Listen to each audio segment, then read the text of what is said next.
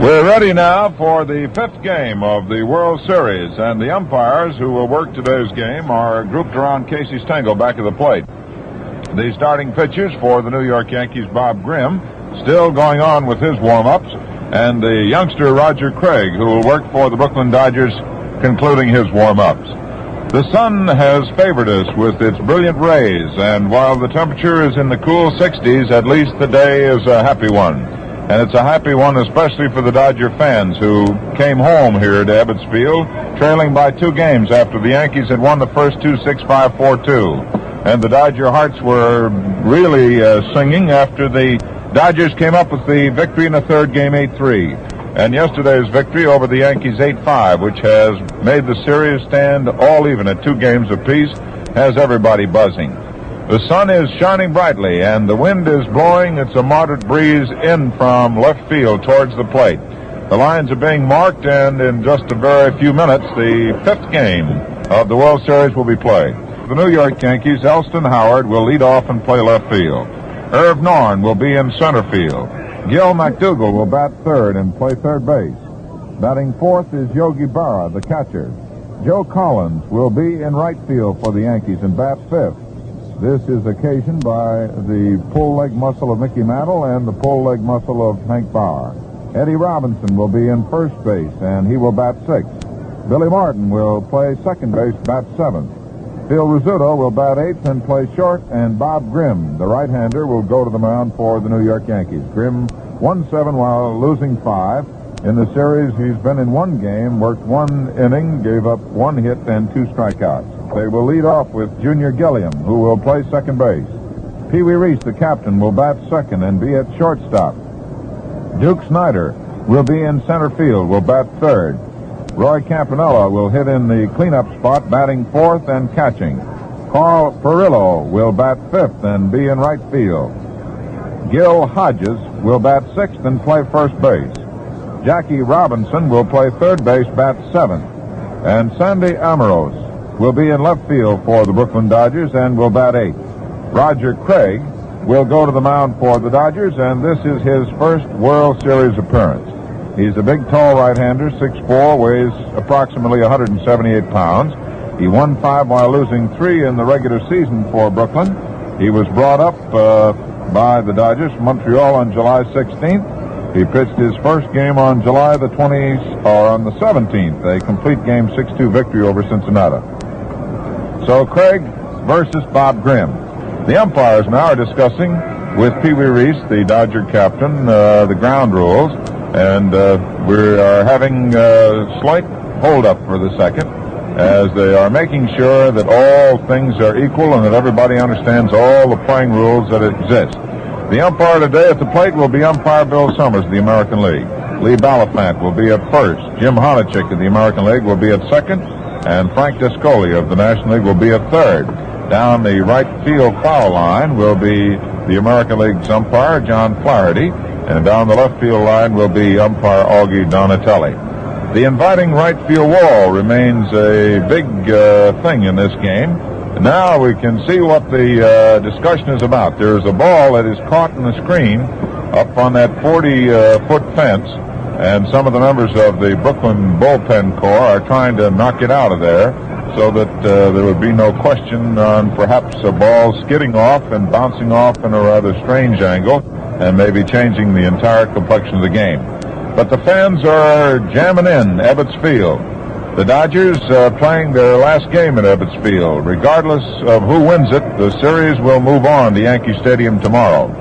The weatherman says that the day will stay bright and sunny.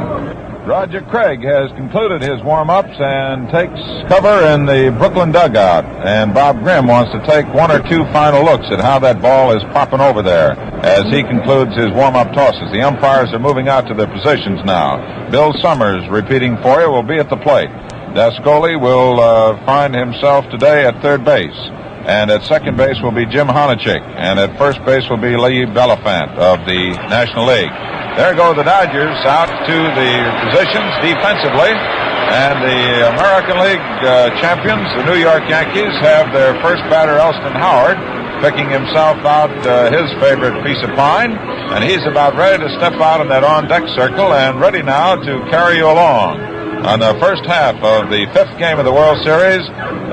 Real pleasure for me to present our partner on the series assignment, Al Helfer. Well, thank you very much, Bob Neal, and hi, everybody. Yes, we have an ideal day for it here at Ebbets Field in Brooklyn, USA. And as Bob told you, what wind we do have blowing is coming in from center field.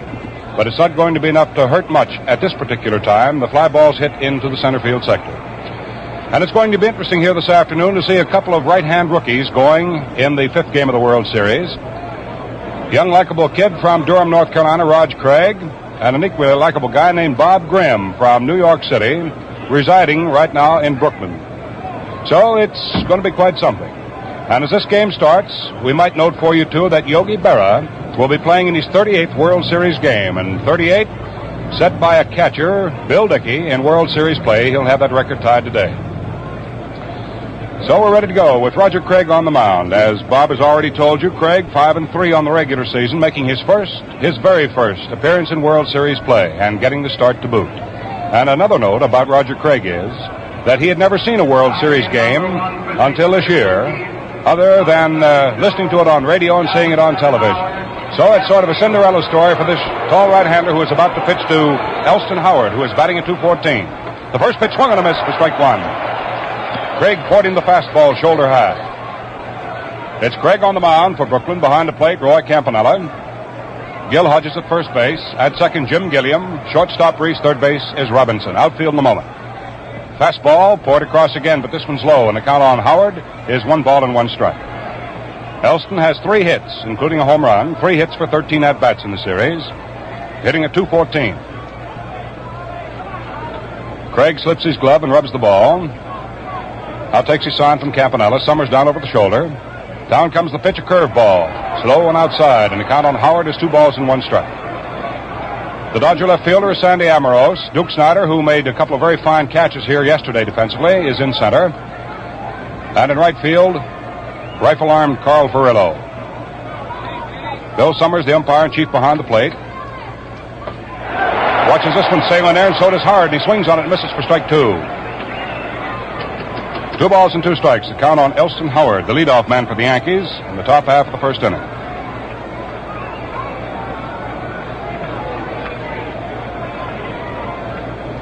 This young fella out there pitching now for Brooklyn had the second best earned run average on the Brooklyn staff this year, 2.77. Right-hander throws a curve. It snapped off outside about knee high. 3 balls and 2 strikes. That's the count on Elston Howard, the Yankee leadoff man. There are plenty of people here in the stands this afternoon, jam-packed. Series all tied at 2-2. Fastball swung and a miss for strike 3. So Howard goes down swinging, and a lusty swing it was, too. So young Craig has his first strikeout in World Series play. That'll bring up Irv Noren, who is batting in the series at .083. He has 1 for 12.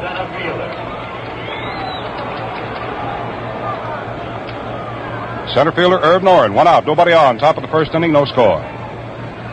Irv Noren hitting left-handed. He digs in about 3/4 deep at the plate with a straightaway stance to the pitcher. The outfield plays him straight away. Right side of the infield deep. Robinson playing a shallow third. Craig's fastball is low. 1 ball, no strikes. Everyone sort of sitting back with anticipation. They're expecting that this one might explode. From here on, each advantage counts. Craig's fastball swung and a miss for strike 1. 1 ball, 1 strike is the count to Irv Noren. This young fellow just rearing back and firing that apple in there. Craig has a pretty good change of pace. Has a pretty good, as the boys of trade call it, a wrinkle. Got a fast curveball. And then he throws all of it with about the same motion. Gangly right-hander delivers a curve, and Noren tries to bunt it and foul tips it. That's strike 2. 1 ball and 2 strikes. Roy Campanella Gets a new ball from plate umpire Summers and fires it back to Craig, who walks down off the mound to take it. I've often wondered how a young fellow like this feels, making his first World Series start. First time he's ever been in the World Series. Gets a chance to start a ball game. Now the 1-2 delivery by Roger Craig. Young fellow pumps, twists, and throws. Fastball, and after it hits a high popper, going out into short left field. Going back is shortstop Reese. Under it, flips the glasses, and he's got it. So we have a second out here in the top of the first inning. 2 down, and the batter is Gil McDougald, who has 4 hits in 17 tries in the 55 series. His percentage stands at .235. Gil has hit one of the 5 Yankee home runs manufactured so far during this series. The Dodgers have hit 6. The Yankees have powdered 5 of them. Gil kicking the mud out of his spikes. Steps up to the plate, looks down at Frankie Crosetti, coaching behind third to see what kind of sign might be on, if anything. Bill Dickey in the shadows over at first. Craig is ready. Young fellow delivers 3/4 overhand pitch. Swung on, hit back of second base. Reese goes over, knocks the ball down, can't come up with it. And McDougald is on. Reese had to range over to his left, knocked the ball down, and he will be charged with an error, not being able to pick it up to make his play. So the captain draws a miscue. That'll be the 4th error in the series for Brooklyn. The runner is on. And Yogi Berra batting at .385 for the series, stepping up to the plate. Left-hand hitter, has 5 base knocks for 12 at-bats. Craig in a little trouble now, but not of his own doing. Checks his runner McDougald at first. Delivers the plate. Berra swings on a low fast curve and doesn't get it. That's strike 1. Bill Dickey, standing out at first base coaching for the Yankees, appeared in 38 World Series games as a catcher. Yogi Berra ties that mark this afternoon.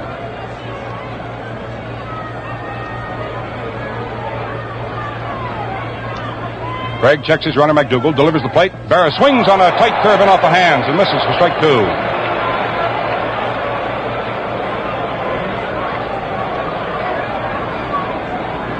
Two down, 1 on in the top of the first inning here at Ebbets Field. 5th game of the World Series. Tomorrow, the activity will come from the Yankee Stadium. Berra waits. McDougald leads at first. Down comes the pitch. Yogi swings on it. Taps one up the first base line. Hodges has it. Tags Yogi Berra going by, and that's all. Very sure hands of Gil Hodges. Hold on to that ball. No runs for the New York Yankees in the top of the first inning. They had no base hits. There was 1 Brooklyn error, and 1 man was left on. So the score at the end of half an inning. The Yankees nothing. The now coming to bat Brooklyn Dodgers have nothing. Into the last half of inning number 1 of the scoreless 5th game of the World Series. Let's set the Yankees defensively. Bob Grimm, well put together right-hander, is on the mound for the New York Yankees, making his first World Series start and his second appearance here in this World Series. The rookie right-hander with a record of 7-5 on the regular season. His battery mate, the veteran Yogi Berra. At first, Eddie Robinson. At second, Billy Martin. The shortstop is Phil Rizzuto. At third is Gil McDougald. Out in left field, Elston Howard. The center fielder, Herb Noren. In right field, Joe Collins. Jim Gilliam, who has 4 hits for 14 times up in the series, batting at .286, steps in. Last half of the first inning. Now let's see what Bob Grimm is able to do. Bob pumps once, delivers an overhand fastball, and that was whistled through there to Nees for a strike, and that was a good pitch. Right on the inside corner to Nees. Bob Grimm, who was troubled with an ailing arm during the season, has certainly come back. Big curveball to Gilliam, hangs high, right up to the letters. So the count is 1 ball, 1 strike on the Brooklyn leadoffer. He'll be followed by Reese and then by Snider. Gilliam waggles that bat back and forth. McDougald comes in to play him shallow and close to the line at third. Grimm's big curveball backs Gilliam off. 2 balls, 1 strike. The outfield is fanned around the right to Gilliam, not too much, but in right field, Collins is playing deep, almost back with the red cinder track. Robinson about 2 steps off the first base line, playing deep behind first, and Martin in the hole between first and second, playing deep. The big hole in the outfield is in left center. The pitch swung on by Gilliam and missed. A strike two. Jim went after a medium-speed fastball in off the fists. 2 balls, 2 strikes on Gilliam. First man up for the Dodgers. Last half of the first inning. No score in the ball game. No base runners. Just getting underway. Each side having won 2 games. The 4 that have been played right up to this minute. Grimm's 2-2 delivery. Curveball swung on and took off the first base line. Robinson comes in, makes the pickup, and steps over on first, and Gilliam is out. 1 away in the last of the first. That'll bring on Captain Reese, batting at .375 in the series. Number 1, Pee-wee Reese, shortstop. Reese has 6 base hits and 16 times up. He'll be followed by Duke Snider. 1 out, bases empty. Last of the first, no score. Outfield for Reese plays him slightly shaded over to right. The big hole in the outfield is in left center. Reese can poke that ball to right pretty well. Fastball to him is taken under the knees, and that's ball 1. They tell me that Grimm will not hesitate when he's in trouble to come in with that fastball of his, particularly when his control is with him.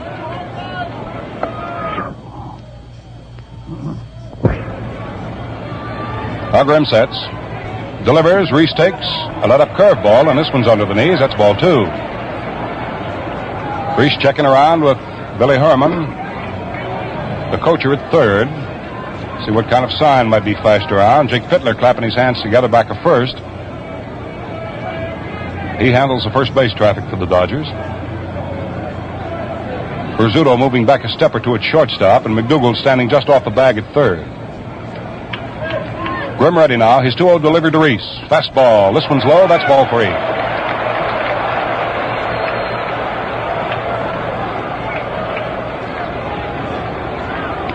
Yes, sir, they're playing for all the marbles now. Dodgers had to fight back to get even in the series. And now their feeling is that they have to go twice as hard now to keep it from slipping away. Grimm delivers a nice fastball for a strike. Reese started to chunk the bat away to go to first, and Bill Summers called him back. The count on Reese, 3 balls, 1 strike, 1 out, nobody on. Last half of the first inning, no score. A lot of bright, brilliant sunlight here on this Sunday afternoon in the borough of Brooklyn. Makes it very pleasant, as Bob has already told you. Fastball low outside for ball 4, and with 1 out, Reese draws the first free ticket. So, by virtue of the walk itself, Grimm finds himself in as much trouble as young Roger Craig had in the first inning. And Duke Snider, who has hit 2 home runs in the series, batting at .294, 5 hits for 17 at-bats, and 5 runs batted in, is coming up to the plate.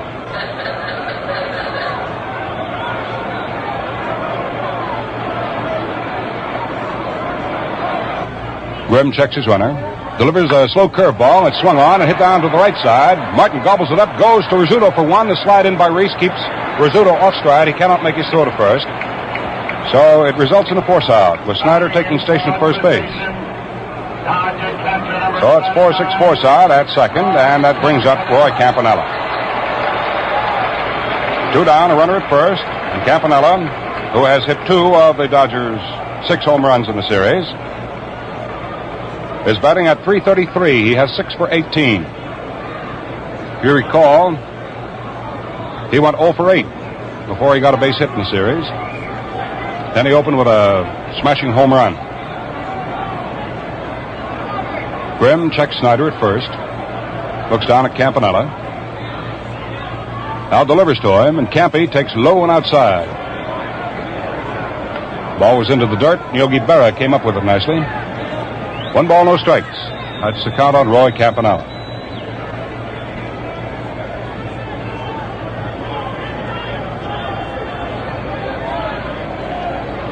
Grimm to the top of the stretch and a check of the runner once more. Snider leads off about 2 steps. Pitches to the plate to Campanella, and slow and outside. And that one almost got away from Berra. 2 balls, no strikes.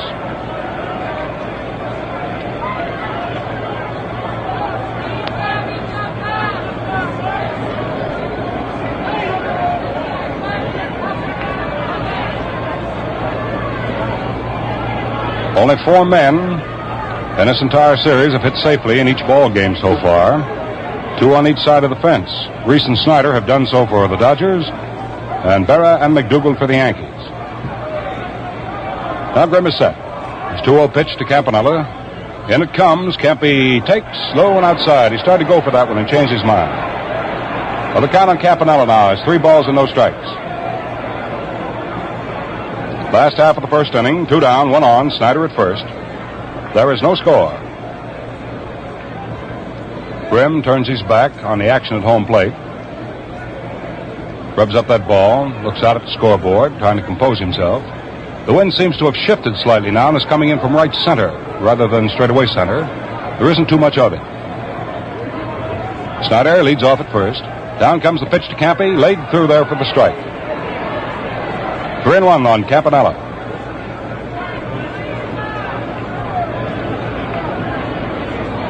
Getty Robinson at first, holding the inside corner on Snider, who wanders off just about 2 steps, and that's all. Grimm ready. 3-1's the plate, and Campanella takes the curve in for a strike.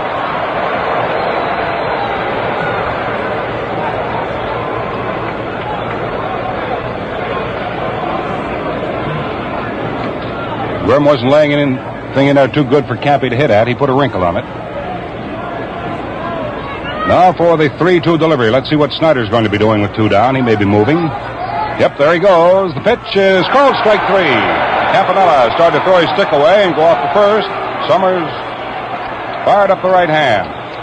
So Grimm, like Craig, gets out of the first inning. No runs. There were no base hits in the first inning for the Brooklyn Dodgers. A walk left a man on. And there was 1 strikeout. Grimm chalks it up. So the score at the end of 1 full inning of play. The 5th game of the World Series. It is the Yankees nothing. The Brooklyn Dodgers have nothing. Coming up for the New York Yankees as the leadoff man in the 2nd inning, the number 5 hitter in the order, Joe Collins. A guy who can break a ball game up for you in a twinkling of an eye. Joe, in this series, hit a pair of home runs for the New York Yankees. Joe Collins, right fielder. Those are the 2 hits he has for 8 tries. He's batting at .250. He'll be followed by Eddie Robinson and then by second baseman Billy Martin. Roger Craig fires the first pitch into this left-hand hitter, and it's outside for ball 1.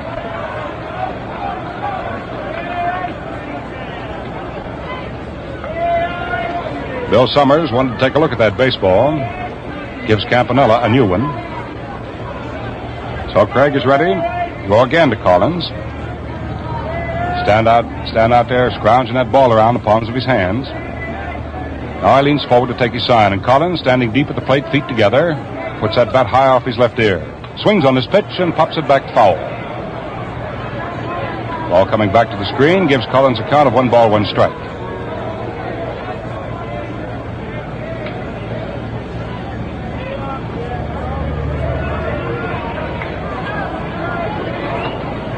Yes, sir, there are 18 pretty grim-lipped guys out on that field this afternoon. Each one of them out there with a purpose. Craig chewing gum a mile a minute. Pumps once and delivers 1-1. His curveball hangs high up at the shoulder and outside for ball 2. 2-1 on Collins. First batter up for the Yankees here in the 2nd inning. No score. Outfield fanned around to right and playing deep for Collins. Right side of the infield deep. Fastball, and Collins peels this one back foul to the screen for strike 2.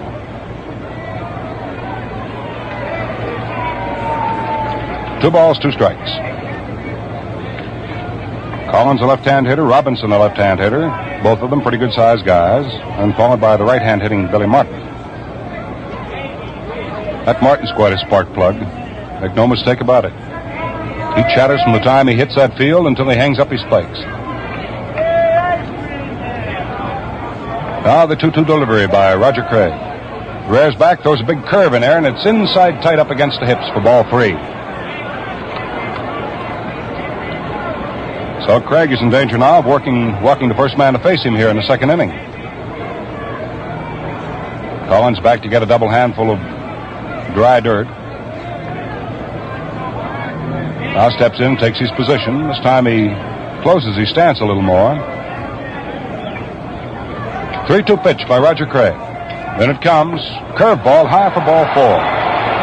So Collins walks to lead things off here for the Yankees in the second inning. That's the first base on balls given up by Craig.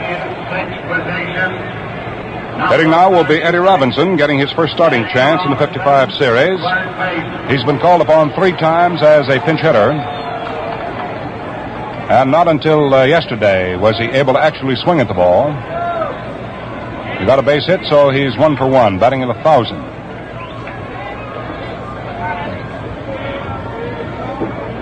Big Robbie moving in. Big, good-looking fella. Leans over the plate. Craig offers him a curve, and it's into the dirt on the inside for ball 1. When this Robinson gets that bat back on his shoulder, peers up the alley at the pitcher, just looks as though he's saying, "Go ahead, boy, put it in there. Go ahead, dare you to." He's that belligerent looking. Craig checks his runner, delivers. Robinson takes, shaded off outside for ball 2. It's the fastball. Collins at first, nobody out, top of the second, no score. Robinson the batter with a count of 2 balls, no strikes.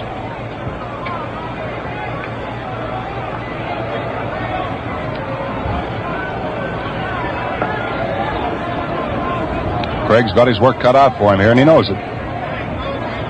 Looks over at first, watching Collins. Now he delivers the plate. Robinson swings on the curve and doesn't get it. That's strike 1. And Robbie was really winding up on it. This is Eddie Robinson, the Yankees' first baseman. They've used Skowron, Collins, Robinson all season long. 2-1 delivery to Robinson. Down it comes. It's taken outside and high for ball 3. So Craig has got himself behind to Eddie Robinson. It's always pretty tough getting behind to these big fellas who can lose that ball for you. It means you got to come in with something at least good enough to get it over. These fellas are always waiting to jump on it. Now the 3-1 delivery. Collins leads off first. There he goes. The pitch is swung on. There's a drive hit into right field. It's starting to curve now. It's going foul and into the spectators. So they were playing hit and run on young Craig. The result is a 3-2 count now on Robinson, and Joe Collins has to come all the way back. Talking about Collins, here's a little oddity for you. Collins has scored 6 times on 2 hits, twice on home runs and 4 times on walks. Every time he's walked, he's scored. Well, we'll see whether history repeats itself or not. So far here at Ebbets Field, it's scoreless. We're in the top of the second. Nobody out. Collins at first. 3-2 count on Robinson. Young Roger Craig, the Durham, North Carolinian, out there shaking off Roy Campanella. Now the kid's ready. Whirls, throws to first. Not in time. Collins has to come back in on his hands and knees. Now he takes his lead again. Craig ready. 3-2's the plate as the runner breaks. Pitch swung on and fouled back to the screen. The count holds at 3-2.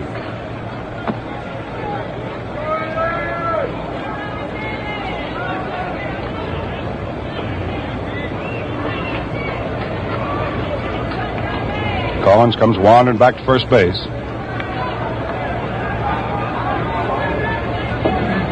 Now Joe takes his lead. Hodges holds the inside corner. Robinson looking around, see if all hands are ready. They are. Now he takes his stance at the plate. Craig is also ready. Looks over at Collins, checks him. Goes to the top of the stretch, delivers as Collins breaks. The pitch is inside and low for ball 4. Collins then slows up, moves into second as Robinson takes station at first. And that's going to be a signal for some activity down in the Brooklyn bullpen. As Craig walks a pair here in the second inning with nobody out. Number 1, Billy Martin comes up now. Billy has driven in 3 runs in the series so far. He's had 5 base hits for 14 at-bats, and the right-handed hitter is going along at 3.57. So the Yankees have a pretty good-looking threat brewing here as Don Besant gets up and starts to throw down in the Brooklyn bullpen. Gil Hodges playing up shallow with first and second occupied. Robinson playing up just behind the rim of the infield grass at third. He has to be able to cover third should Joe Collins come charging down for it. And still he has to be up far enough should Martin try to bunt to move the runners along to get them in better scoring position. So we shall see what we shall see. Craig is ready. Checks his runners. Delivers a plate. Martin swings on his pitch and lifts a high fly ball down the left field line. That's starting to curve now and goes into the stands out of play. So there was no bunt on that one. Martin had the green light to go ahead. Now he's counted strike one.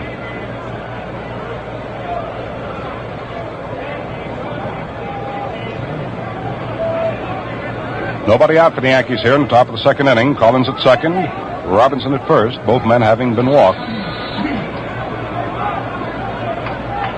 Martin, wide spread eagle stance.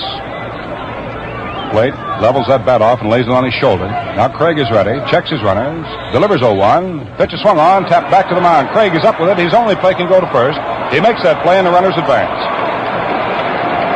So that's all for Martin. Rizzuto will be coming up, and while Phil comes up there, let's pause 10 seconds for station identification. This is Mutual, the radio network for all America. Walter Alston comes off the Brooklyn bench. He wants to talk to his infield. Reese comes in from shortstop to get into the conversation along with Roy Campanella and young Roger Craig. The situation here in the top of the second inning, one out for the New York Yankees. Joe Collins is on at third. Eddie Robinson is on at second base. Neither are the fastest men in the world, but they're in good scoring position. There is one out, and there is no score as of the moment. Young Roger Craig is doing the Brooklyn pitching. He was the starter here, and Don Besson is in the bullpen, warming up for Brooklyn right now. The batter is Phil Rizzuto, and you can expect most anything from this cagey little veteran. He's just finished talking to third base coach Frankie Corsetti, so he's come down now to take his station. Robinson is trying to play as deep as he can to keep Collins close to third. The infield is pulled up. Down comes a pitch. Rizzuto swings and pops it up. Right outside of first base in foul territory, and it's Hodges to make the catch for the second out.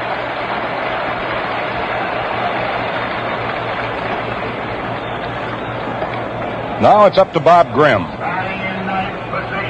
That was the big important out for young Craig to be getting here in the second inning, should he want to remain alive in this game. Now it's up to Bob Grimm.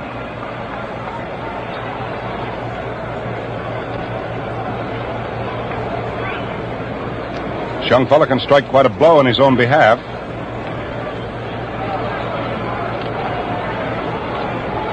His right-hand hitter stands straight away, wide, spread apart. Swings on the first pitch and doesn't get it as Craig offered him that little curveball. Strike one.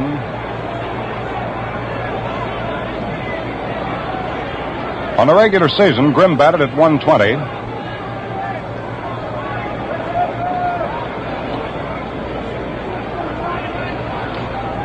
Craig ready, serves up to him. Fastball swung on and trickled off foul off the third base line. Well, Craig's got him down to strike two.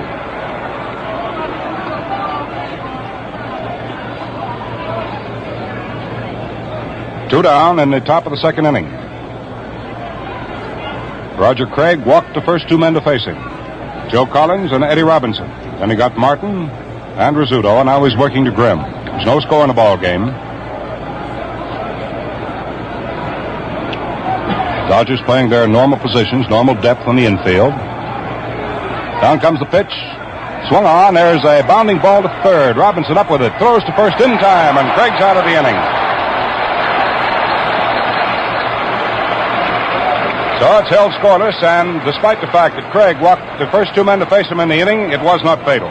No runs. There were no base hits. No errors. Two men were left on. The Yankees now have stranded three and going to bat a pair of times. So the score at the end of 1.5 innings of play remains the Yankees nothing, and the Brooklyn Dodgers have nothing.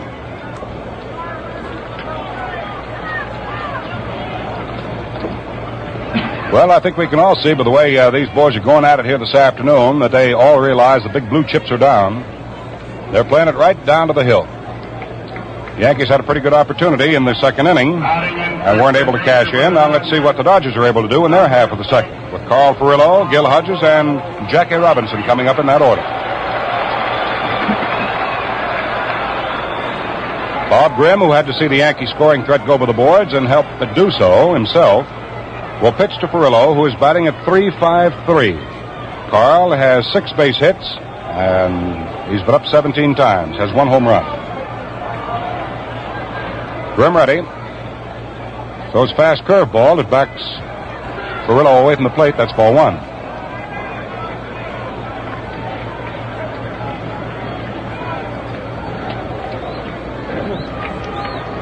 Grimm humps 1 time, throws a curve. It snaps off outside and low. 2 balls, no strikes. The count on Carl Furillo, hitting number 5 in the Dodger order. Then comes Hodges, who is on deck right now. Curveball, swung on line, right to McDougal. Right in his tracks. Gil flags it down, so there's the first out. Batting in 6th position. Gil Hodges is hitting a .250 in this series. He has 4 for 16. Has 1 home run.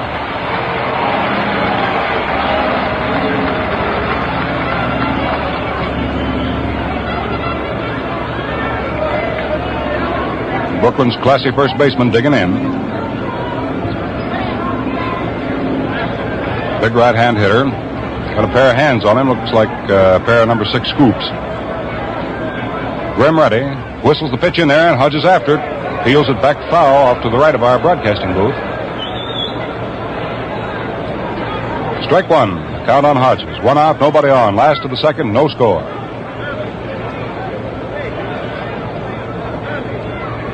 Neither pitcher has given up a base hit to the opposition as yet. We've had only 1 miscue of field, and that's on the Dodger side of the fence. But it didn't hurt as far as the scoring column is concerned. Down comes the pitch to Hodges, right under the chin. 1 ball, 1 strike.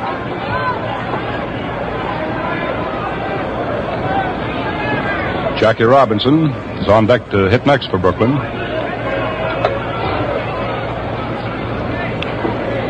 Grimm taking his sign from Berra deliberately.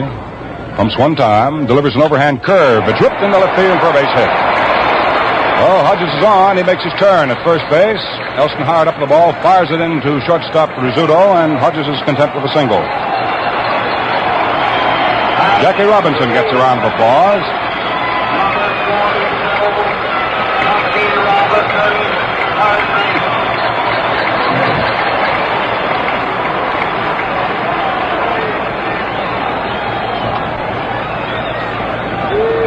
One out, 1 on for Brooklyn, last half of inning number 2. First base hit in the ball game, and Robinson hitting a 200 is coming up. Robbie has had 3 for 15 series play this year, has driven in no runs. Grimm tries his fastball on Jackie, and it's low for ball 1.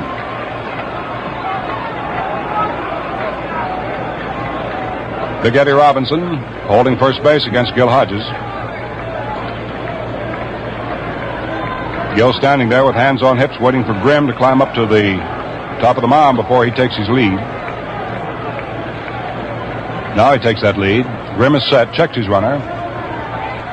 Overhand curveball. Robinson hits a line drive to Rizzuto. A quick throw over to first base, not quite in time. Almost got it, Hodges, but not quite. Boy, that Rizzuto can get that ball away in a twinkling of an eye. Oh, we have the second out. Batter is Sandy Amoros. Sandy's played in a couple of ball games now. He's had 2 base hits for 4 times up, batting at .500. Has 1 run batted in. Left-hand hitter with a straightaway stance. Plummet keeps waggling that bat back and forth. Grimm is ready, checks his runner. Delivers the plate. Amoros takes a slow curve, popped in there nicely for a strike.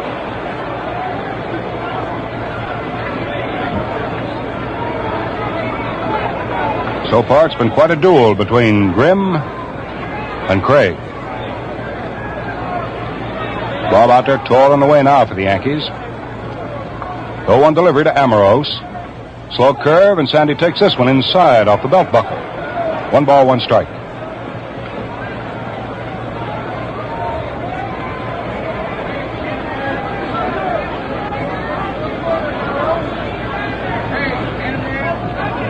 Grimm taking time to massage the ball. Puts his right foot up on the rubber, looks back over his left shoulder, takes a gander at Hodges, watching his lead. Now he looks at Amoros, delivers 1-1 to Sandy, and it's low. That's ball 2.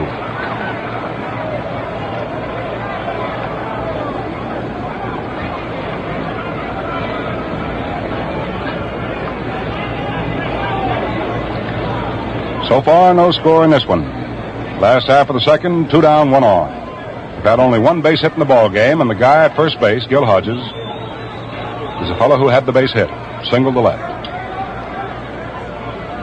2 undelivered Amoros. Curveball, and Amoros swings on it, gets a hold of it.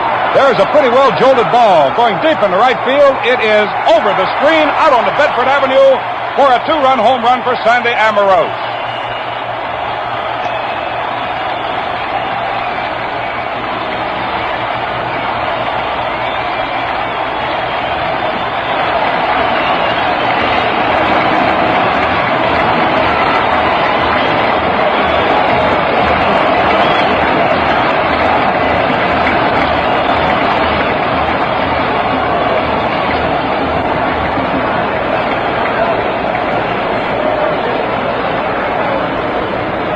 Sandy Amoros gets his first World Series home run and puts the Brooklyn Dodgers out in front here in the last half of the second inning, 2-0. That will be the 7th home run in this series for the Brooklyn Dodgers. Up at the plate now is Roger Craig. Tall, skinny right-hand pitcher. Swings on the first one, doesn't get it. That's strike 1.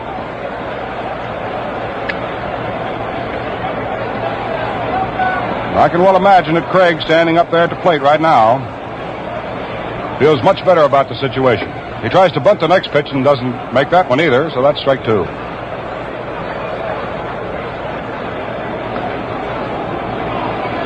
Fans are still buzzing.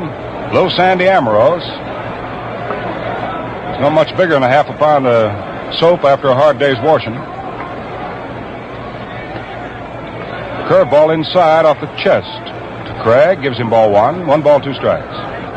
So there's some Dodger power here popping out where actually it has been least expected. Tail end of the batting order. Sandy Amoros sitting in the number 8 spot, manufacturing a 2-run homer. Grimm delivers. Craig backs off him a curve in off the shoulder. 2 balls and 2 strikes.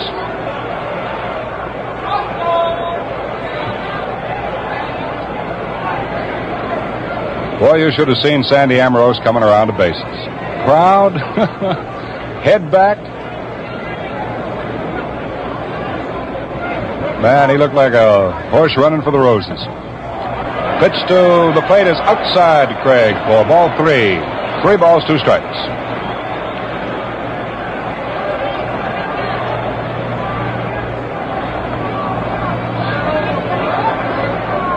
Grimm comes down to Craig 3-2, high and outside for ball 4. So he walks his opposing moundsman. That'll be the second base on balls given up by Grimm. He's now given up 2 runs, 2 hits, 2 bases on balls. He struck out 1 man. And we move off to the top of the batting order for Jim Gilliam. Here in the second inning, Gilliam coming up with Roger Craig at first base. Gilliam led off in the ball game for Brooklyn. In the first inning, hitting a ball down to the right side, just wide of first base, and Eddie Robinson handled it flawlessly and stepped on first to get him.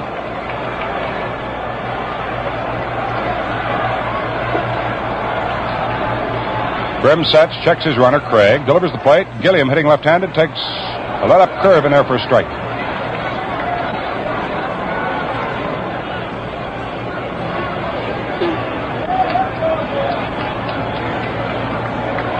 Last of the second, 2 down, 1 on, 2-0 Brooklyn. Bob Grimm ready. Looks at Craig at first, feeds the plate a fastball, and it's over right at the knees for strike 2. No balls, 2 strikes on Jim Gilliam. If you're a Yankee fan, you're looking to the third inning. It'll be Howard, Norton, and McDougal up in that order. In the third for the Yankees. Grimm sets again. Looks at Gilliam. Delivers a fastball, and Gilliam after it rips it out into right center field. That's going to be in for a base hit. Craig is going down to second. He keeps on legging. The throw comes into second base, and Gilliam holds it first. So Gilliam pops one out into right center field for a base hit. To get his pitcher, Roger Craig, down to third with 2 down. The batter now will be Pee Wee Reese. And that's hit number 3 off Grimm, and we're going to have some action, I think, down in the Yankee bullpen. Nope, not yet. Not yet. Billy Martin over talking to Grimm. Slams the rosin bag down on the ground. Situation here in the last of the second. There are 2 outs for Brooklyn. They've scored 2 runs on Sandy Amoros' home run. Hodges was aboard when Sandy put it over the screen, right field out on the Bedford Avenue, which is just behind the ballpark here. Now Reese is up there. Pitch to Pee-wee's over to knees for strike. Reese drew one of the 2 walks given up so far by Grimm when he came up in the first inning. So Pee-wee still hitting at .375 for series play. Gilliam, a pretty good base runner, leads off at first. Craig steps off at third. Grimm ready. Delivers to Reese. A curveball. It backs him away from the plate. Comes in knee high. Makes it ball 1. 1 ball and 1 strike.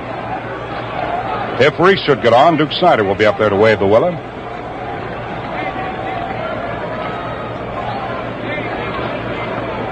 They're squirming around down at Yankee bullpen now. So far, no one has gotten up to throw, but they're sort of moving and fidgeting. Grimm ready. So is Reese. The runners lead. And down comes the pitch. Reese after it hits a bounding ball to McDougal. He's up with it very nicely. Throws to first base in plenty of time to retire the side. So that's all for the Brooklyn Dodgers here in the second inning. But they do break the ice, picking up 2 runs on 3 base hits. There were no errors, and 2 men were left on. So the score at the end of 2 full innings of play. The Brooklyn Dodgers now have 2, and the visiting New York Yankees have nothing. With the band playing in the background here at Ebbets Field, they're hooping it up a bit. We go to the top of the 3rd inning and the top of the Yankee batting order for Elston Howard. He'll be followed by Irv Noren and then by Gil McDougal. Roger Craig back to the mound to work his 3rd inning in World Series play. Finds himself ahead by 2 runs. Elston Howard came up in the first inning, and Roger Craig on fastballs and a fast curve struck him out. So he's 0 for 1.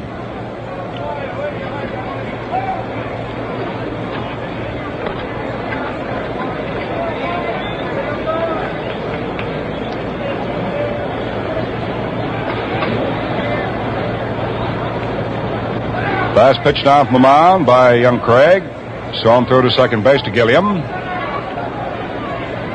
Robinson takes the ball on a flip around the infield, walks over, says something to young Craig, and flips the ball to him on hand. Craig steps up to the mound. Elston Howard, right-hand hitter, feet wide, spread apart. Beats the meat end of the bat down on the rubber of home plate, and we're ready to go. 2-0 Brooklyn going into the top of the 3rd inning. Each side having won 2 ball games in the 4 that have been played previous to this one. Craig sets now and delivers. Sidearm curve is in tight against the short ribs for ball 1.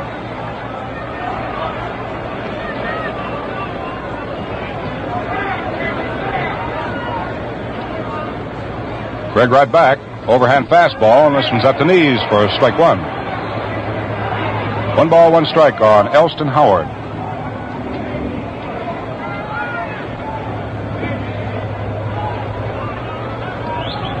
Craig tries again, hard after a tight curve, doesn't get this one. That's strike 2. Tried to fall away from that one, hit it into left field. Reese playing deep at shortstop, midway between second and third. Robinson down near the line, deep behind third. Outfield almost straight away to Howard. They're playing him deep. Craig tries to let up curveball, and this one snapped off outside for ball 2.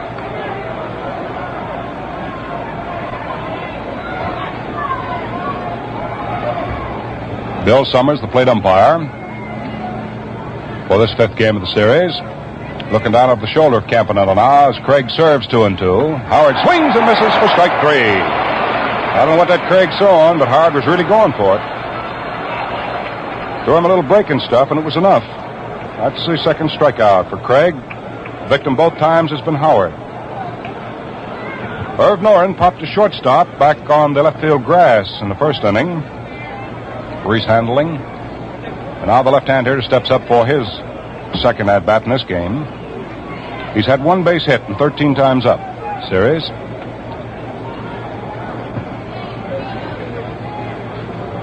Grips up somewhat on the handle of the bat. holds the bat high above his left ear. Craig's first pitch is under his knees for ball one.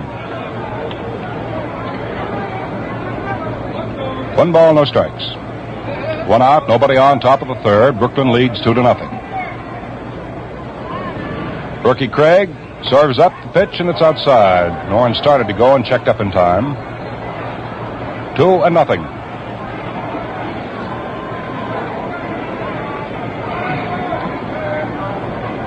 More people sitting on the edges of seats here this afternoon, rubbing their hands together. Thank goodness. Overhand fastball is fired right through at the waist. Irv Noren's count, 2 balls, 1 strike.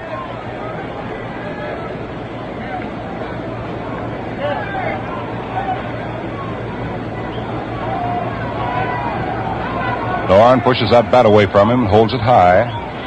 Craig comes in with a fastball that's laced out into left field. Sandy Amoros over to his right. Gathers it in for out number 2. Line drive to the left fielder, and that'll bring on Gil McDougald with the bases empty and 2 down.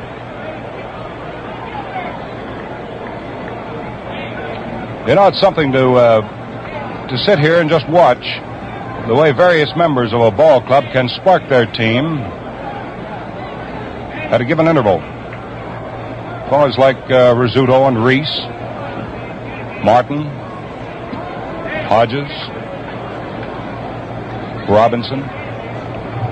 At any given time, they may be able to come up with just the right thing to say to the guy upon whose shoulders the pressure has been centered.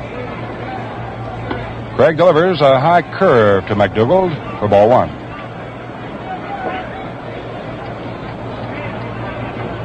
We've seen a lot of evidence of it in this series so far.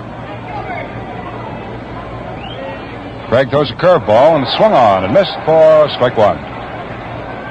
Gil tried to partially check his swing on that one. 1 ball and 1 strike.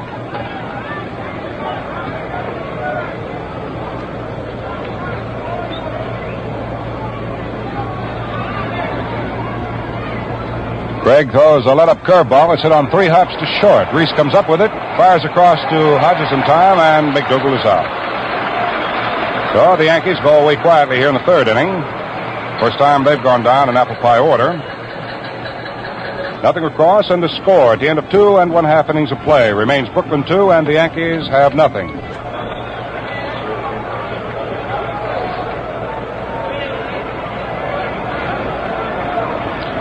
Now to the last half of inning number 3 here in the 5th game of the series. Duke Snider, who is 0 for 1, is coming up. Duke hitting left-handed. Grimm serves up a curve, and Duke lays off it and takes it, and it's through there for a strike.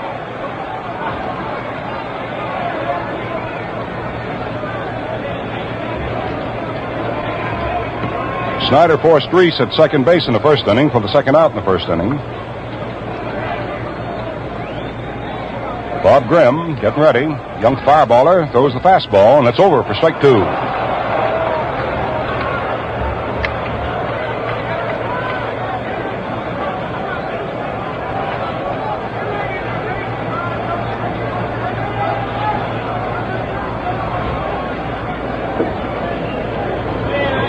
Now the 0-2 delivery on the Duke. Overhand fastball. It's a little high. 1 ball, 2 strikes. Just the start of the last half of the 3rd inning. Brooklyn leads it 2-0.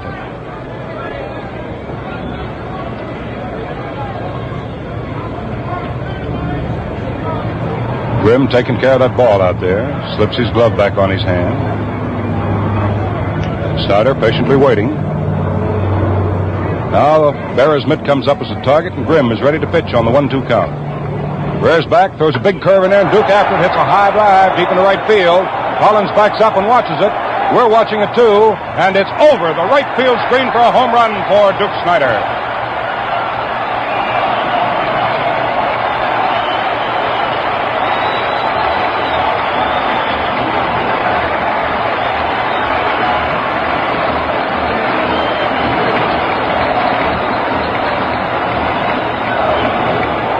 Duke Snider hits his 8th World Series home run, and oddly enough, it's the 8th home run in this series for the Brooklyn Dodgers. And they move out in front now, 3-0. That'll be the 6th run batted in for Duke in the series, hit number 4 and run number 3 off Grimm. So the parade of power continues. Roy Campanella is the batsman. He was called out on strikes to retire the side in the first inning. Takes a fastball laid across the chest inside for ball 1.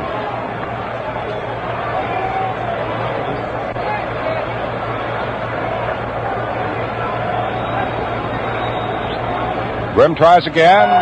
Pitch is swung on and hit out into center field. Irv Noren makes a nice running diving catch. And I think he may have hurt himself. He really dived out to his right to make a fine catch on that one. He'll get a nice round of applause, and rightly so. Robbed Roy Campanella of perhaps extra bases.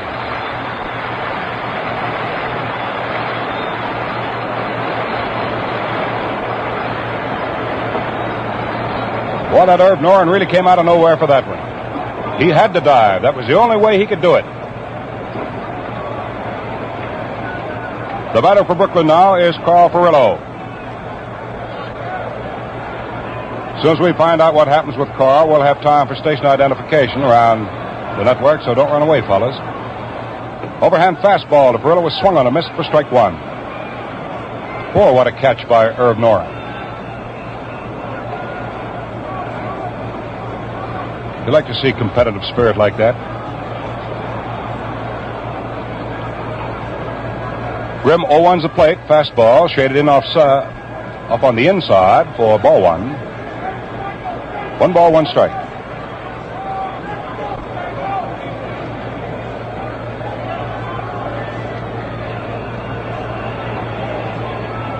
Carl Furillo leaning over the plate. He's 0 for 1 today. Hit a ball well, but lined it right to Gil McDougald in the second inning. Watches a curve break in there nicely for a called strike. That's the second one. 1 ball, 2 strikes on Furillo, 1 out. 1 run has been scored here in the third, and Brooklyn leads it 3-0. Home runs have accounted for all of the Brooklyn runs. Hodges was on when Amoros unloaded his first World Series home run, which came in the second. Then Snider added to it in this inning. Pitch to the plate is high. To Furillo, right up with the face. That's ball 2. 2 balls and 2 strikes.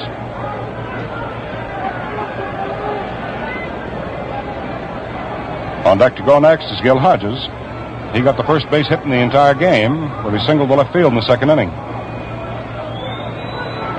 Now the pitch to Carl Furillo. Grimm taking time, and Carl calls for time and backs away for the moment. Now he's back in. Bill Summers says, go ahead, Grimm, and make your pitch. Here it comes. Curveball swung on a miss for strike 3. So before Hodges gets up there now with 2 down, let's pause 10 seconds for station identification. This is Mutual, the radio network for all America. 2 down, the base is empty, and Gil Hodges standing in. Last half of inning number 3. Brooklyn leading 3-0. Grimm delivers a fastball and drills it through at the knees for strike 1.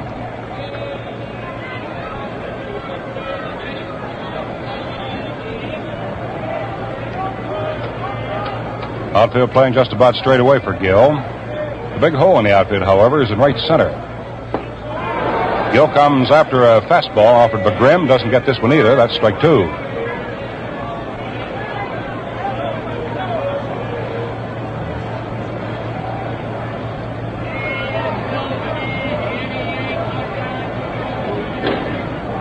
Berra hangs out the sign.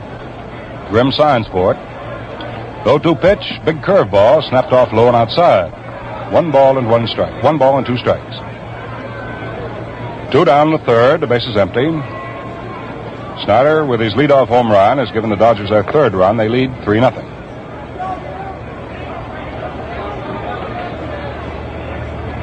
Grimm pumps, delivers 1 and 2 to Hodges. Curveball, and Gil swings and misses for strike 3. Very nice curve snapped off the end of the bat. That'll be the 3rd strikeout for Grimm, and here in the 3rd inning for Brooklyn, 1 run on Snider's home run. That was the hit in the inning. There were no errors. Nobody was left on. Score at the end of 3 full innings of play now.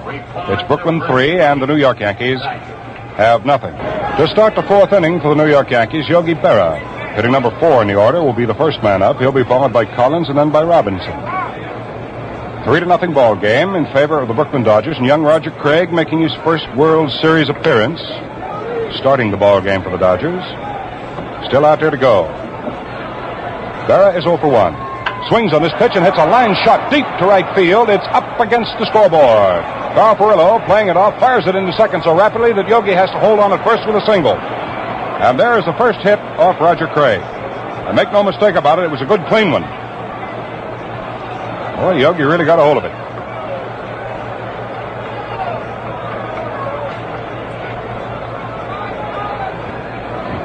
Joe Collins was walked in the second. So he's coming up for his first official at-bat now. Yogi Berra, the Yankee base runner at first.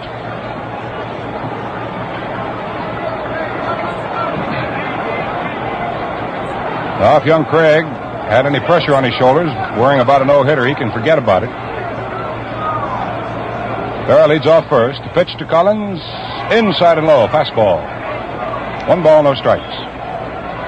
Top of the 4th inning. Brooklyn leading, 3 runs, 4 hits. Yankees, no runs, 1 hit.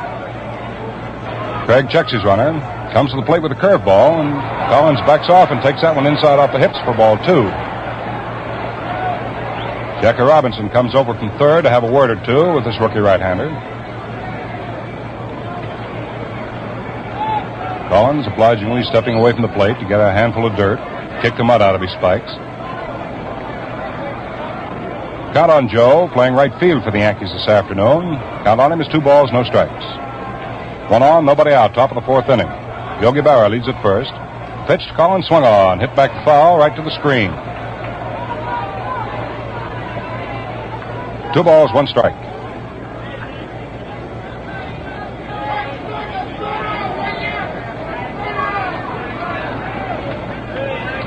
Craig has a new ball to work with. Looks over to see how far Yogi Berra has moved off first. And he sees with this left-hand hitter up there that Hodges moves back to his fielding depth. His pitch is made and swung on and missed for strike 2. Joe almost went down to his knees when he didn't connect with that one.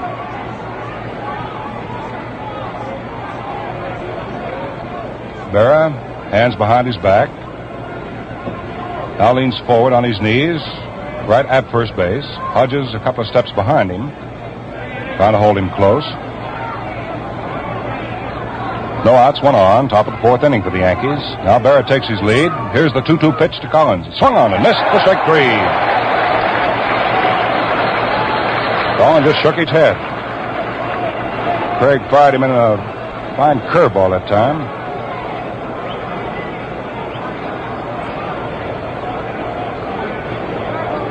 That's 3rd strikeout for Roger. The batter is Eddie Robinson, whom he walked in the 2nd inning. So he'll face the big left-hand hitter again with Yogi Berra at first and 1 down. Score 3-0, favor Brooklyn. Craig's all set now. Checks Yogi once more at first. Delivers the plate, and Robinson swings and pops a foul back to the screen. Right up over our Gillette microphone. That's strike 1.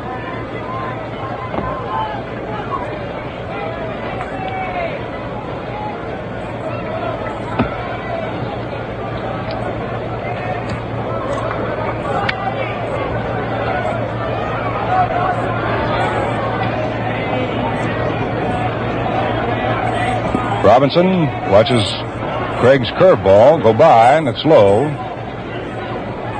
Down on Big Eddie, 1 ball and 1 strike. 1 out, 1 on, top of the 4th. Yogi Berra getting the first base hit off Craig. Line smash to the scoreboard in right center field. He's on at first base and leading off right now. 1-1 pitch. Robinson doesn't offer, and the pitch is outside. 2-1.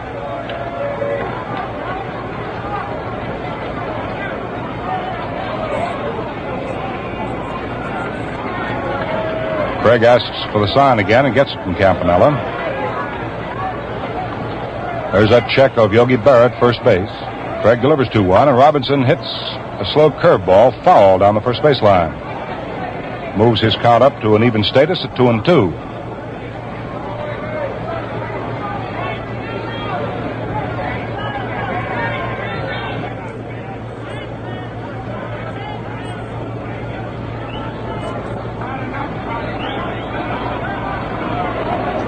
Well, Craig's all set again, so is Robinson. Berra starts his lead again at first base. 2-2 count on Robinson. Pitch is in, and Robinson takes it. Right off the fist, but inside tight. 3 balls, 2 strikes.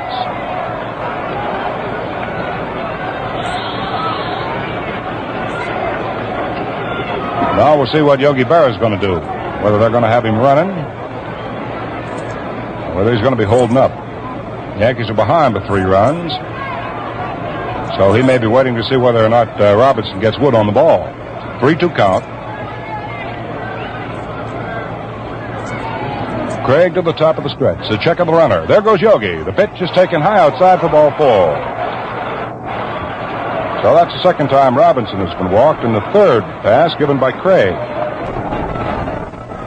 But you can't give a guy like Martin too many chances and expect him to go away empty-handed. Go to the well, I guess, just so often. Now let's see what happens as Don Besson gets up and starts to throw down in the Brooklyn bullpen. Time is called for the moment. See what it's called about.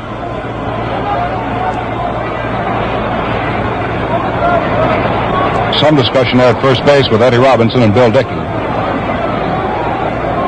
Now time is called back in. Runners at first and second, 1 out, top of the 4th inning. Brooklyn leads 3-0. Yogi off second. Down comes the pitch to Martin. Swung on a miss. 4, strike 1. He went after a tight curve right up to the letters.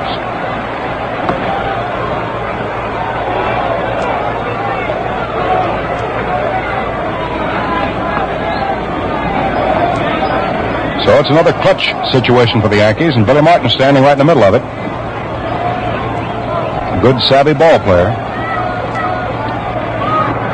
Runners are taking their leads. In comes the pitch to Martin. Low and outside. 1 ball and 1 strike.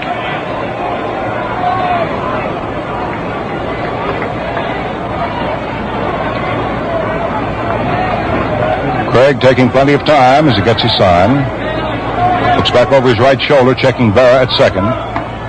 Then delivers to the plate. A soft curve swung on by Martin. Looped out into left field. It's going to be in there for a base hit. Here comes Sandy Amoros up with the ball. Makes his throw into the plate. Yogi Berra comes in to score. And Eddie Robinson goes to second. Now it's 3-1. Billy Martin comes through. A looping fly ball to left for a single to drive in his 4th run in the series. That's hit number 2 and run number 1 off Roger Craig. So the tying runs are on now for the Yankees. Martin at first, Big Eddie Robinson at second, and the batter due up is Phil Rizzuto, but it's not going to be Phil. It's going to be Big Moose Skowron. And Jerry Coleman gets off the Yankee bench to start warming up to take Rizzuto's place of field in the last half of the 4th inning.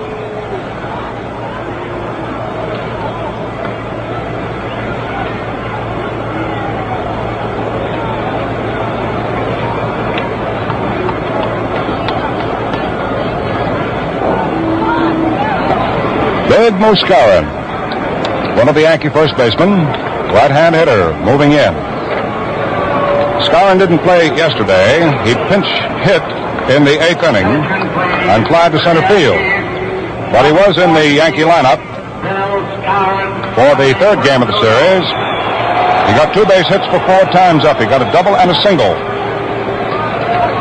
Down in the bullpen for the Brooklyn Dodgers, left-hander Carl Spooner has joined Don Besson on the firing line. So we got the situation moving here. 3-1. That's the score. The Yankees have broken the ice as far as they're concerned here in the 4th inning. Runners at first and second, 1 out. Craig delivers to the pinch hitter Skowron. It's low for ball 1.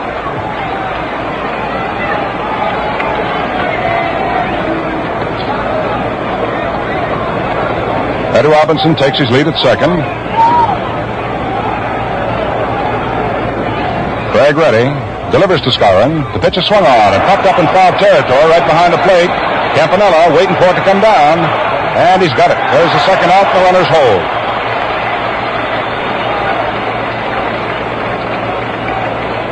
Two down in the top of the 4th. And the batter is Bob Grimm.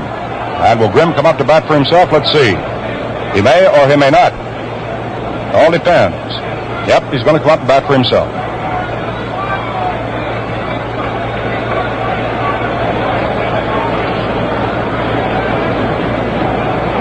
For the Yankees, they have the tying runs on. It's 3-1 right now in favor of Brooklyn. Top of the fourth inning. Eddie Robinson at second. Billy Martin, who has driven in the first Yankee run here today, is on at first base. Bob Grimm, the pitcher, is coming up. Robinson threw him out when he came up his first at bat. Grimm choking up on the handle of the bat as Craig goes to the top of the stretch. Delivers an overhand curveball. It swung on and hit right to Pee Wee Reese on a soft liner. Well, that's all for the Yankees here in the fourth inning. However, they pick up one run. 2 base hits, there were no errors, and 2 men were left on. They've now stranded 5 and going to bat 4 times. And the score at the end of 3 1/2 innings of play. The Brooklyn Dodgers 3 and the New York Yankees have 1. Defensively for the Yankees in the last half of inning number 4, Jerry Coleman takes over at shortstop. Moose Skowron hit for Phil Rizzuto in the top of the 4th inning, so we have a new alignment on the infield. Eddie Robinson, the first baseman for the Yankees. Billy Martin at second, Jerry Coleman at short, and at third is Gil McDougall. The outfield remains the same of Elston Howard in left, Irv Noren in center field, and he's made the fielding play of the day. And in right field is Joe Collins.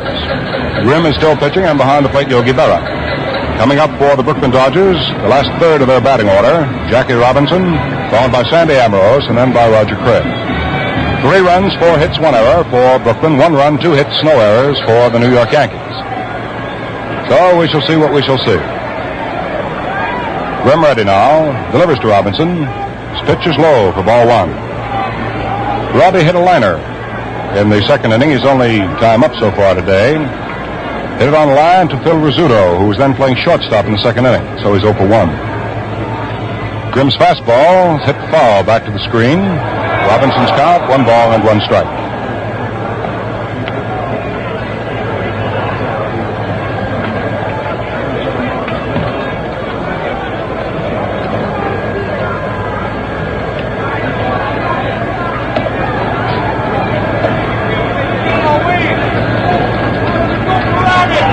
Grimm sets his 1-1 pitch, an overhand curveball bites into the dirt, and Robinson takes the count of ball 2.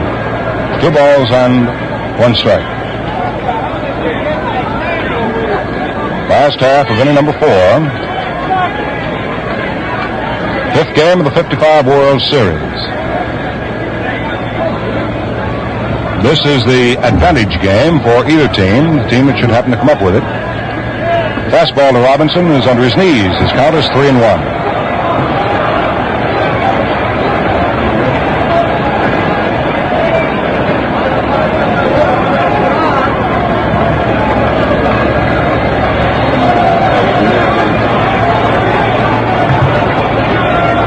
Delivery. Grimm tries the fastball. It's high inside for ball 4. So Robinson draws a walk to open the 4th inning. That'll be the 3rd base on balls, surrendered by Grimm. Sandy Amoros comes up there. He turned out to be a slugger in the 2nd inning, but he had a 2-run home run to get the Brooks out in front 2-0. He has 3 runs batted in the series now.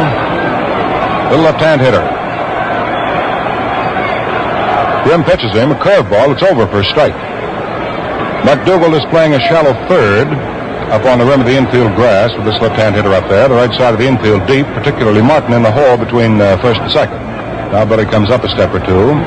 Play on the skin surface of the infield. Robinson holds the inside corner on Robinson. In comes the pitch. Swung on by Sandy and missed for strike 3. He went after a low curveball. No balls, 2 strikes.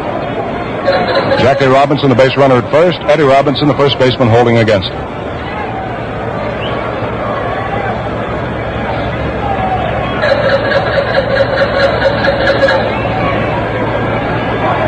See if Jackie puts on any of his antics as a base runner here in this game, as he has in the past. Takes his lead at first. Now the 0-2 pitch to Sandy Amoros. Down it comes. Sandy swings and strikes out. Nice curveball off the fists. Strikeout number 4 for Bob Grimm. The batter will be Roger Craig, who drew a pass in the 2nd inning, so he's up for his first official time now.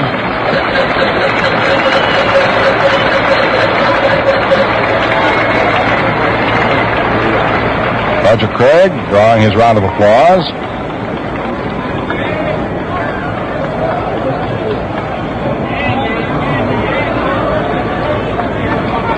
Grimm ready to work to his opposing moundsman. Delivers, and Craig squares off the bunt, takes the pitch slow and outside. 1 ball and no strikes.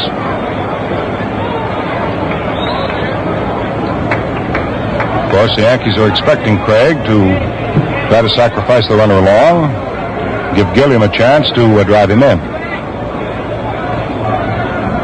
Robinson takes his lead, first base. See if Craig squares off again. They expect him to. He does, and pushes the bunt, but it's foul. Off to the right of the plate, goes back into the crowd. Down on rods, 1 ball, 1 strike.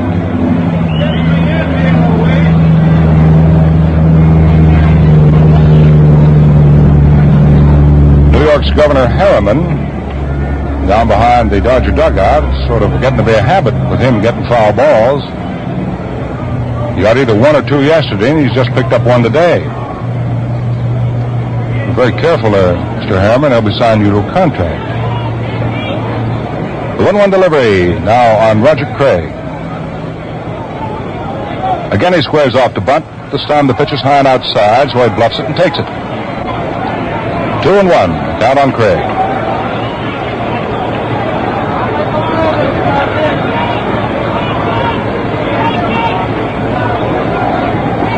Bob Grimm wanders around pitcher's mound, goes down for the rosin bag, drops it, steps back up, hides that ball behind his right hip, looks over at Robinson. Jackie taking about a 2-step lead.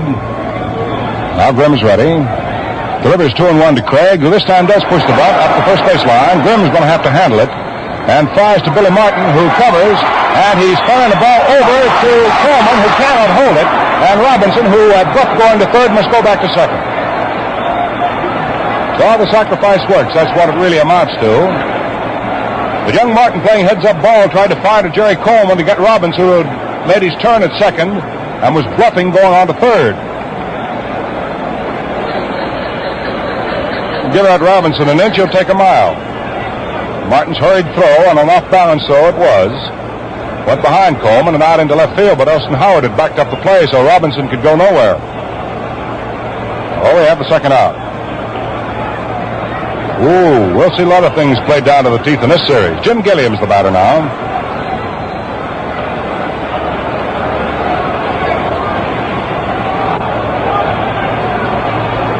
Grimm pitches to Gilliam. Fires him a curveball in there, good for a strike. Gilliam has 1 hit and 2 tries. He singled to right center in the second inning.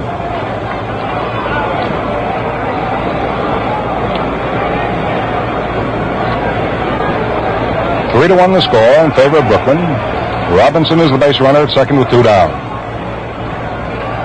Grimm delivers to Gilliam a soft curveball. Let's hit off the rubber of home plate and trickle up toward the third base side. Off is McDougal to grab it and fire to first, and Gilliam is out. So that retires the side here in the 4th inning. The Dodgers do not score. No runs, there were no base hits. A walk, left a man on. Robinson died at second base. 4 men have been left on now by the Dodgers, and at the end of 4, the score, the Brooklyn Dodgers 3 and the New York Yankees have 1. Right now, it's the top of the 5th inning with Elston Howard standing in. Craig comes down with a fastball, and it's outside and low for ball 1.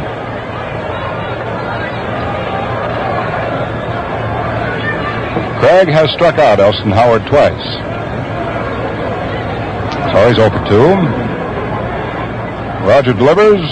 Soft curveball. It's low. Howard started to go for it and checked up to take ball 2.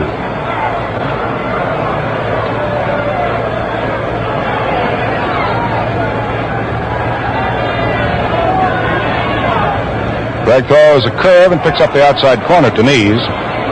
So Howard's count moves off to 2 balls, 1 strike.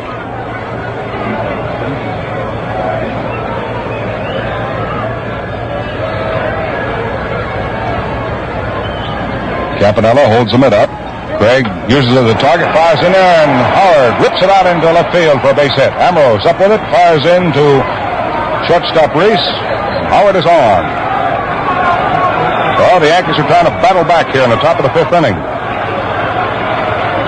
Pick up the third base hit off Craig. Single to right, 2 singles to left for the Yankees. The batter is Cerv, who has gone 0 for 2. He's popped to short.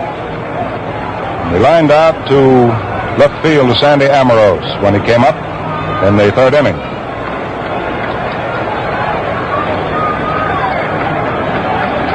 Activity down in the Brooklyn bullpen. Don Besant, left-hander Carl Spooner.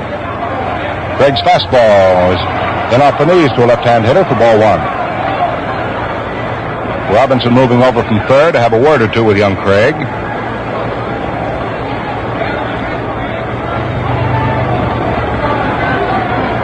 3-1 score. Brooklyn leads it. The Yankees are challenging again. Howard leads off first. Pitch is made to the plate. No one swings on it and pops it up in foul territory. Coming back deep to the screen is Campanella. Can he get it? He cannot. It's about 2 feet up on the screen. 1 ball and 1 strike. The count on Cerv. Bill Summers right back there with Campanella to see whether or not Campy was going to be able to make the catch. When you go to your ballpark, you ever watch the umpires run? They're right there on top of the plays, aren't they? It's one of the prime requisites, the umpiring profession. Being agile enough to get around, see what's going on. Now the 1-1 delivery to Cerv. In it comes. Noren takes high and outside for ball 2. 2 balls, 1 strike on Cerv. With Howard at first base for the Yankees here in the top of the 5th and nobody out. 3-1, Brooklyn over the Yankees in the 5th game of the series. Noren wiggles himself into position. Craig serves him up a slow curveball. It's hit off the end of the bat. Down to Gilliam at second. He's up with the shovels to Reese for 1 at second base. Throw to first. Double play. So the Dodgers come up with their 8th double play of the series, the first here this afternoon. That breaks the back of the big threat. Gilliam had to charge to make that play. Second to short to first. 2 men are quickly down in the top half of the 5th inning. The batter now will be Gil McDougald. Sure makes a pitcher feel a lot better, I know. I've talked to many of them. They have defense like that behind them. Pitch to McDougald is a soft curve. It's laid in there to knees for a strike. Gil is 0 for 2 this afternoon. He was a base runner in the first inning on Reese's error at shortstop. And then in the third, he closed the side out. Well, Reese threw him out on a bounding ball from deep short. Big curveball is inside off the 5s. 1 ball, 1 strike is the count to McDougald. The base is empty in the top of the 5th inning, thanks to the double play. Craig ready to work again on the 1-1 count to McDougald. The right-hand hitter swings on this pitch and hits it outside of third, foul on the ground. Runs his count to 1-2.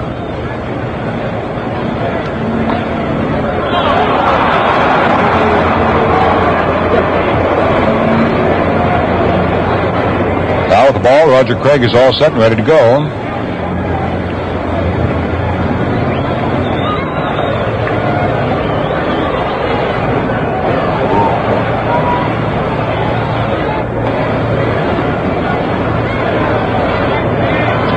Craig checks off his veteran battery mate, Campanella. Now accepts the third set of signs.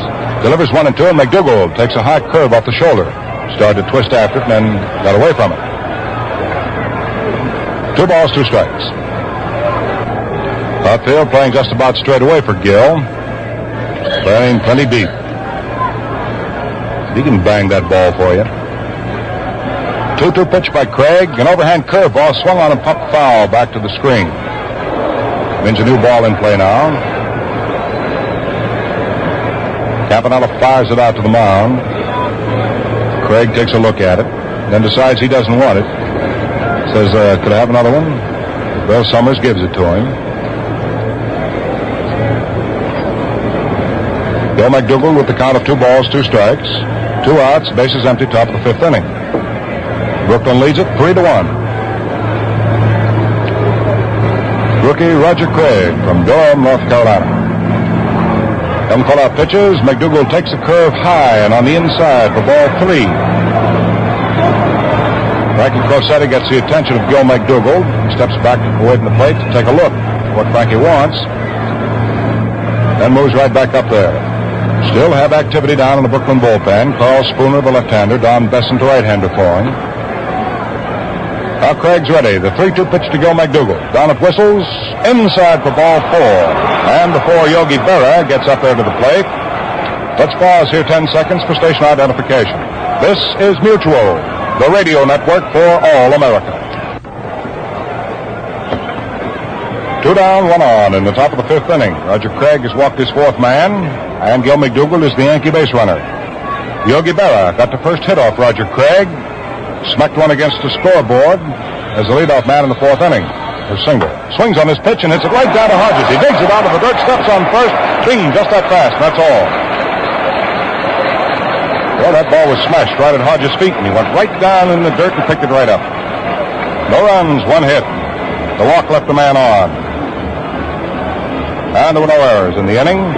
So the score at the end of 4.5 innings of play remains Brooklyn 3, and the New York Yankees have 1. Well, we've had quite a ball game so far here at Ebbets Field. It's a 3-1 count, Brooklyn leading, and they're scrapping to stay in the series along with the New York Yankees. And I know, sitting over here to my right, young fellow who has been observing and knows that we have quite a ball game going. And he'll be calling the last section of it for you, so let's all rear our ears back and listen to our buddy Bob Neal. Come on, Bob. Thank you very much, Al. I was especially interested in watching the look on Yogi's Berra on that drive that you so beautifully described, that sharply hit ground ball that Gil Hodges just seemed to reach down and seemed to have a big magnet in his glove, and there it was, and there was his foot on the bag, and Berra almost popped back. So the Dodgers displaying beautiful defensive ability, with a youngster out there today who's not only getting his first World Series start, but as Al told you earlier, is actually seeing his first World Series game. So the Dodgers come around the last half of the 5th inning. And the 5th inning in the previous games played in the series has been a big one for the Dodgers. Pee Wee Reese, the captain, who is looking for his first hit. He's walked once, takes a curveball from Bob Grimm that's thrown outside for a ball. The outfield for the Yankees has Howard in left field, back near the wall. In right center, a few steps is Cerv, and Collins is around in right.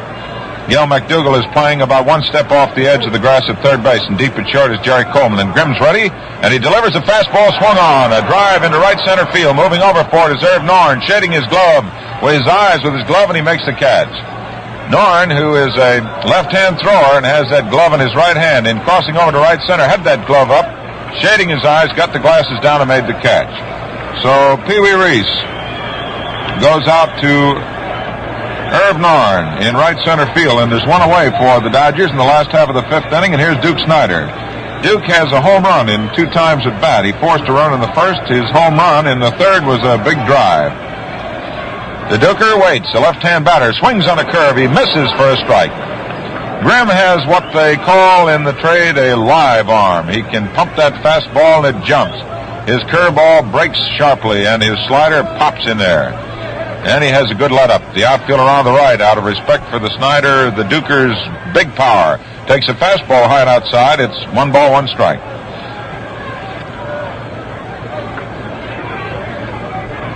Duke Snider, wearing number 4, moves up a little on the forward part of the batter's box.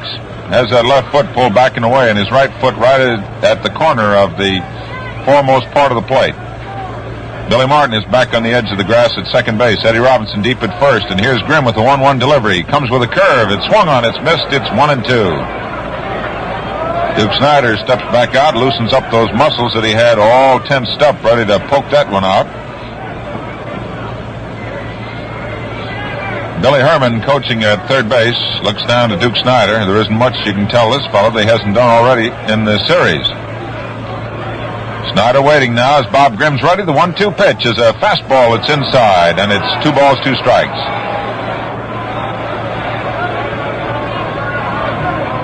Two and two. The crowd is noisy because the Dodgers are leading 3-1, and this is the home of the Dodgers, Ebbets Field. Brooklyn leading 3-1 with 4 hits for the Dodgers, 3 for the Yankees, and a 2-2 count to Duke Snider, and the pitch is on its way, and it's a fastball inside. Ball 3. 3-2 with 1 out. On deck is Roy Campanella. Snider steps out, takes a little stroll. Duke, with his home run, has now knocked in 19 runs in World Series competition for a National League record. Bob Grimm is ready with a payoff pitch to Snider. He swings. There's a drive that is going to go way over the wall for a home run.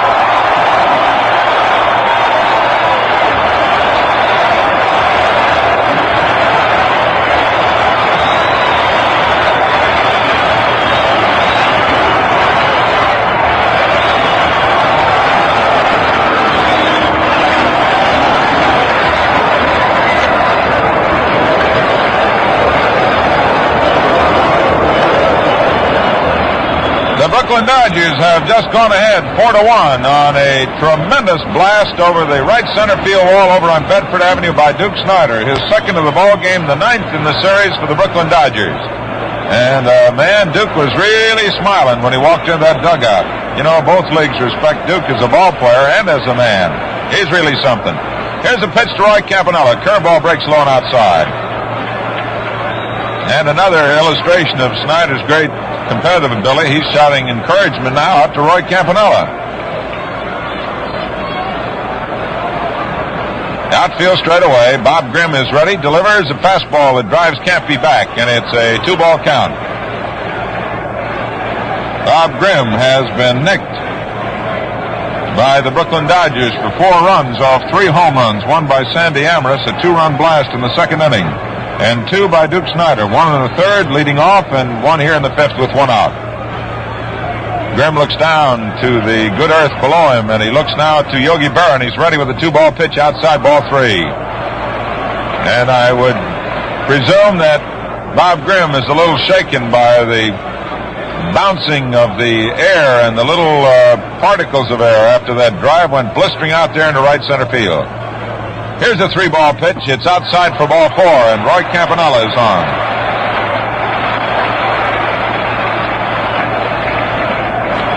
That is base on balls number 4 off Bob Grimm. And Casey Stengel now comes up to the top step of the dugout. He looks out over his infield. He's looking specifically to Bob Grimm.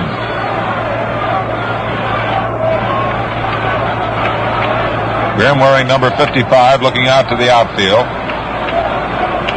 The Yankees looking to him.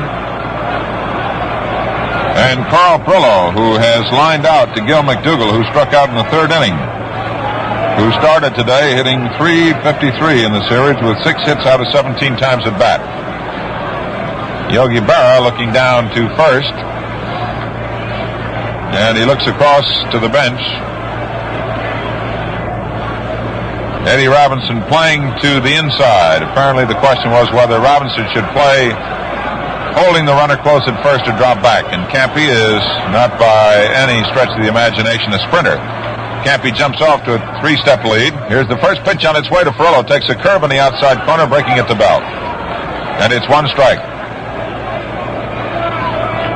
The Dodgers have power. They displayed it during the course of the National League season, and they have exploded it after the first 2 games had gone to the Yankees. And Brooklyn now leads 4-1, and the series is tied at 2 games apiece. Campy jumps off to a lead. Grimm is ready, and here's the pitch on the way. Foul back, as Ferrello was looking a little for a visitation in the left center field stands. And now we have some activity in the Yankee bullpen, and it appears to be Tom Morgan. Tom Morgan is out there now, starting to work. The count is 2 strikes. Carl Ferrello is the batter. Roy Campanella is on at first, and Gil Hodges is on deck. Grimm studies his sign very carefully. The outfield shaded around to the right. The sun shining brightly in right and right center.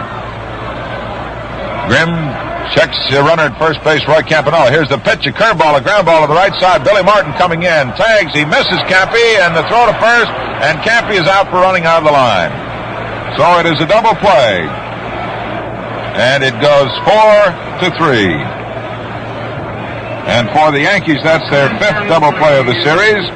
in the fifth inning. 1 run, 1 hit. There were no errors, and no one is left on base. So at the end of 5 innings of play, the score is Brooklyn Dodgers 4 and the New York Yankees 1. In the top of the 6th inning, the New York Yankees will send up Joe Collins. It'll be Eddie Robinson and then Billy Martin, and at least those 3 men will face Roger Craig here as the Yankees come up for their swings in the top of the 6th.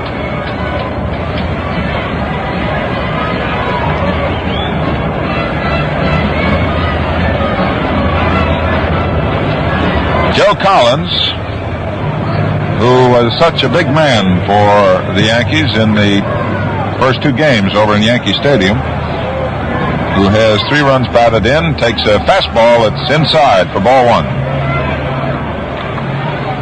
Joe prior today had 2 for 8, both were home runs. He has walked and he has struck out. Whereas number 15 stands deep in their left-hand batter's box, feet close together. The pitch is swung on and it's fouled, and it is 1-1. That one went bouncing around. We have been anticipating throughout the 3 games here in Ebbets Field the possibility of getting a souvenir, because the netting, which was up in front of us, was removed. So we're watching carefully as Craig delivers the 1-1. There's a curve that's just inside and low, and it's ball 2. 2 balls, 1 strike. The Dodgers have Sandy Amoros out in left center field. Duke Snider's around in right center, and deep in right, about 3 steps away from the wall, is Carl Frillo. Jackie Robinson's in close at third with the left-hand batter Collins up there. The 2-1 pitch is a fastball on the outside corner for strike 2. Collins took a look, and he is a little unhappy as he realizes that a good one got that corner. So it's 2-2. Joe Collins leading off for the Yankees in the top of the 6th, on the right side of the infield for the Dodgers, respectfully deep. Gilliam and Hodges. There's the swing and the ground ball to the right side. Gilliam moving in to his left, has it, throws to Hodges, and he's got him. So Joe Collins tops a roller that Junior Gilliam comes pounding in for, gets, and moves it over to first base in time for the out. So for the Yankees in the 6th inning, there's 1 away. And Eddie Robinson, who has walked in his 2 unofficial appearances at the plate today, since he's not charged with a time at bat. Left-hand batter stands deep. Pitch, fastball, low outside. Ball 1. Robbie has had a strange series so far. He's been hit in the back.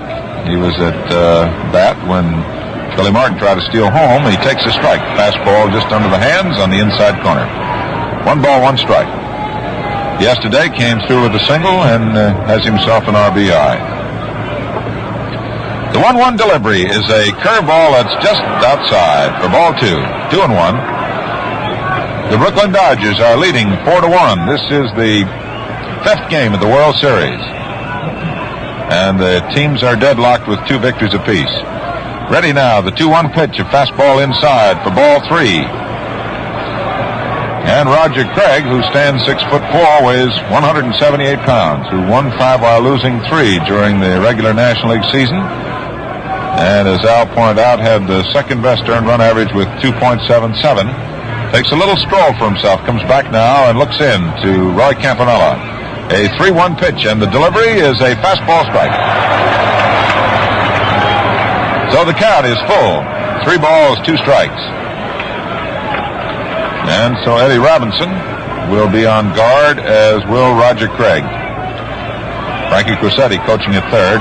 Looks in. Eddie holds that bat off his left shoulder. Now he's ready. Bent at the knees. Tries to hold up. Hits the ball foul down the third base line. 1 more foot in the right direction. Mr. Robinson would have had himself something pretty good.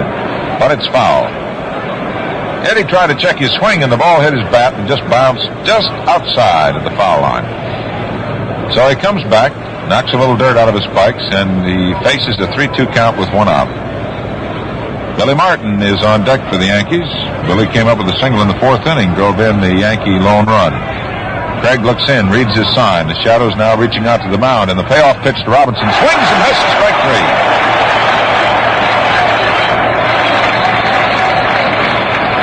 So that is strikeout number 4 for Roger Craig. And he has equaled another statistic which he holds today, 4 bases on balls. 2 out. Billy Martin's the batter. Right-hand batter, stands deep. Closed stance, holds the bat level with his shoulders. Roger Craig's into his windup. The pitch to Martin is swung on a ground ball to the left side. Jackie Robinson gets it on a nice big hop, makes a throw across. Oh, cool! It bounces away from Hodges, and on at first base is Billy Martin.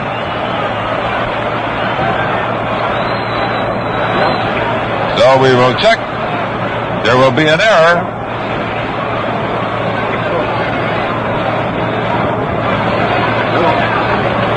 There will be an error charge. Hello. Get off. Well, I'm not the one saying that. What is error on the throw? There's an error on the throw. So Billy Martin is on at first. And the batter now for the Yankees is Jerry Coleman. This is his first time at bat. First pitch takes a swing and slashes a foul going over the top of the roof back of the Dodger dugout. Coleman came on in the 4th inning when the Yankees substituted Bill Skowron for Phil Rizzuto. And this is his first time up. Jerry's been in 2 previous World Series games. The outfield around the right for him. The next pitch, he swings and he lines one out in the right field. Cofferello moving to his right. He's got it. And that is all for the Yankees. So for New York in the 6th inning, no runs, no hits. There was 1 Dodger error and 1 man left on base. And at the end of 5.5 innings of play, the score is Brooklyn Dodgers 4 and the New York Yankees 1. We move into the last half of the 6th inning, and Gil Hodges, who has been superb both defensively and with the bat, steps in. Gil has 1 for 2 today, a single. He struck out his last time up. And Bob Grimm now goes into his 6th inning of performance for the New York Yankees. Grimm gets his sign. He's ready to pitch to Hodges, a right-hand batter. Swings a ground ball to the left side. It's by the third baseman. Knocked down by Coleman, but he can't make a play. And on at first is Gil Hodges. And it's a base hit. That ball was hit in the hole. McDougal went to his left, couldn't get it. Coleman went to his right and was able to knock it down, but no opportunity to make a play. So that is the 6th hit for the Brooklyn Dodgers, and they have the first man up on, Jackie Robinson, who lined to the shortstop, Phil Rizzuto, who was in then in the 2nd inning, and who walked in the 4th inning. Is the batter, wearing number 42. The outfield straight away for the Yankees. Gil McDougal 2 steps off third. And Hodges leads away. Robinson holding against the run of the pitch by Grimm is swung on a ground ball to the shortstop. Coleman has it. To Martin for 1. The throw to first. It's a double play. And that was a snappy one with a sharply hit ground ball down the shortstop. And it went 6-4-3. And that is the 6th double play for the Yankees. Amoros struck out in the 4th. He has 1 for 2. And this little guy has really been playing ball since he's been put in the lineup. Next pitch by Grimm, a curve, is over there for a strike. So it's 1-1.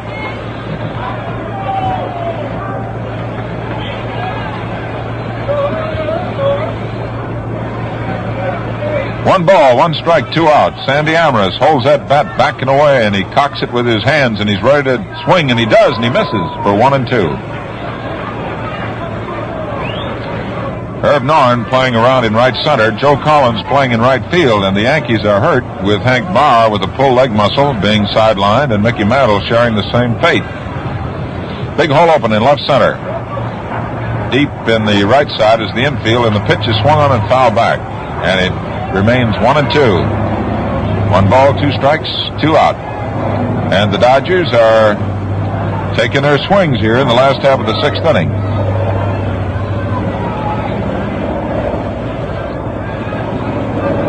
Sandy Amoros, wearing number 15, stands almost flat-footed in their left-hand batter's box. Bends his left knee just a little bit so he gets his weight back on his left foot. He waits, and Grimm is ready with the 1-2 pitch. It's swung on, and he missed it, and it's dropped by Yogi Berra. Makes the throw down to first, and it's a strikeout for Bob Grimm. So for the Dodgers in the 6th inning, no runs, 1 hit, no errors, and nobody left on. And at the end of 6 full innings of play, the score is Brooklyn 4, the New York Yankees 1.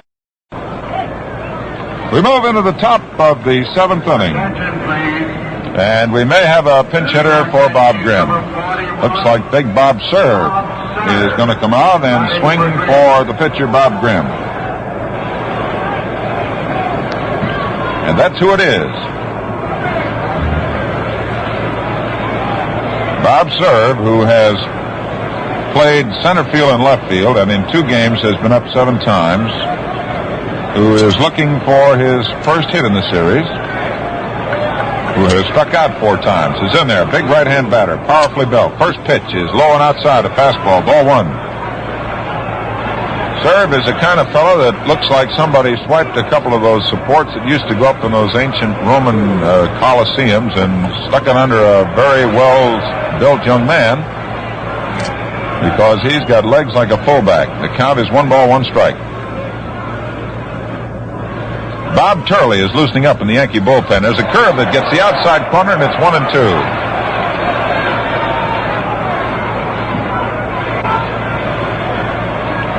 1 ball, 2 strikes. Roger Craig, who found himself leaving from the minors up with the majors, and there's a long drive deep in the left field. That ball is going to go for a home run.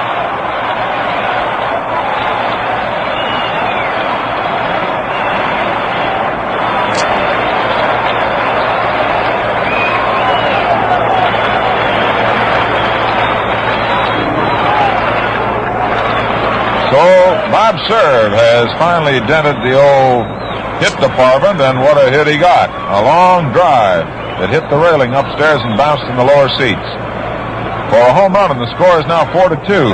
And that is the 4th hit given up by Roger Craig. Craig, who started the year at Montreal and then on July 16th found himself with the Dodgers, never dreamed he'd be pitching in the World Series. And here he is. And there is activity in the Brooklyn bullpen. Here's Elston Howard, right-hand batter. First pitch is a fastball, strike 1 call. Clem Labine and Billy Lowe's start to go to work for the Dodgers. Both right-handers. Craig is ready. The pitch is low and outside. Elston Howard taken for a ball. 1 ball, 1 strike. And the Dodger rooters, who a few moments ago were rather carefree and happy and rollicking, are now starting to get a few worry lines. Low outside, ball 2. 2 balls, 1 strike. This is the 5th game of the World Series.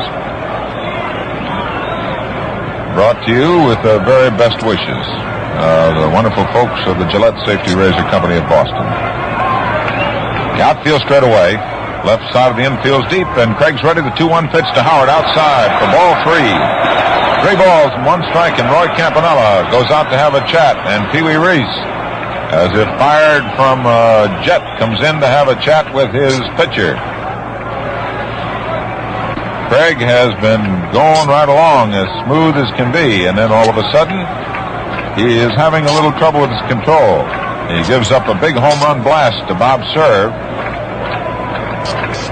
And here's Elston Howard with a 3 ball, 1 strike count, stepping back in. The outfield playing straight away and deep in all fields for the Dodgers. Reese deep at short, Robinson deep at third. Craig looks to Campanella. He's into his windup, and here's the 3-1 pitch to Howard. A fastball, strike 2 call.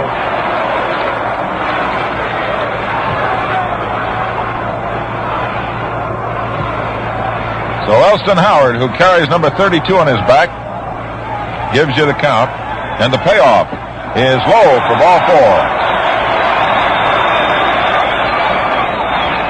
So while we wait for Irv Norn to come up with Elston Howard on first, let's pause 10 seconds for station identification.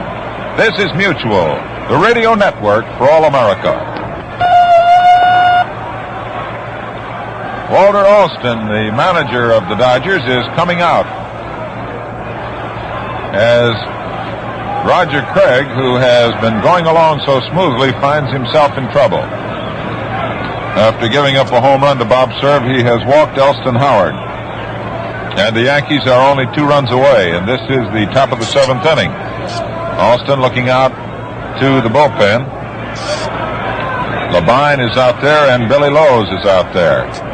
And the question of debate is whether Mr. Alston is going to lift Roger Craig or whether he will give him a vote of confidence and go on. Umpire Bill Summers goes out there, and Pee Wee Reese acts as the interceptor. He's talking to the umpire while Walt Alston chats with his pitcher and his catcher, Roy Campanella. Alston, still rolling it over in his mind, says he's going to make a change.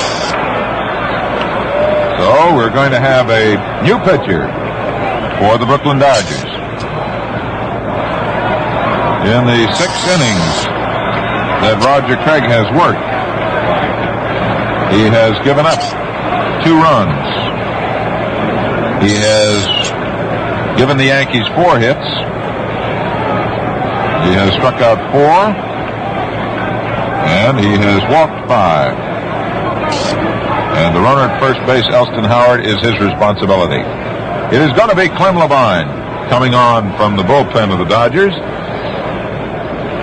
And this marks the 4th game in which Labine has been used. He worked 6 1/3 innings. And there's a fine hand for Roger Craig, the youngster, who leaves after working 6 full innings and holding the mighty Yankees to 2 runs and 4 hits.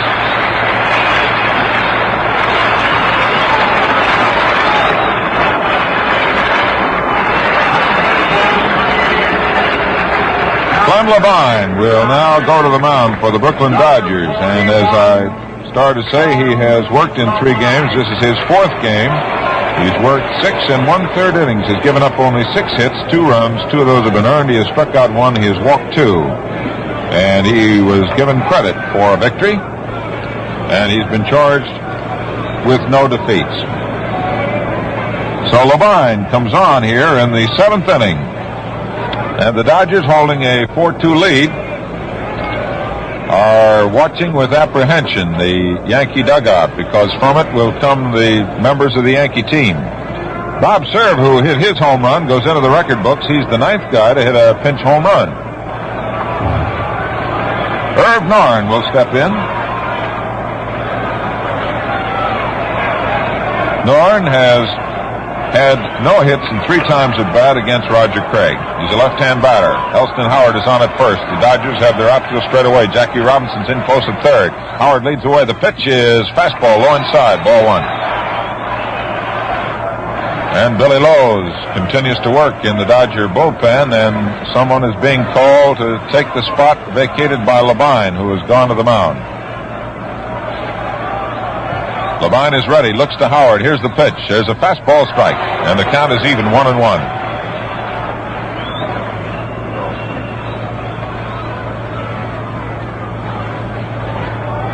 The outfield straight away. Carl Spooner joins Billy Lowe's now in the Dodger bullpen. Elston Howard jumps off to a 2-step lead. Hodges holding against him. The pitch is taken inside for ball 2. So Clem Labine, who looked as cool as a fall afternoon yesterday, is looking just as cool now, but I wonder within himself if he isn't a little concerned. The 2-1 pitch is on its way. Norn swings a ground ball to the right side, taken by Hodges, throws to Reese for 1, the throw back to Hodges, a double play.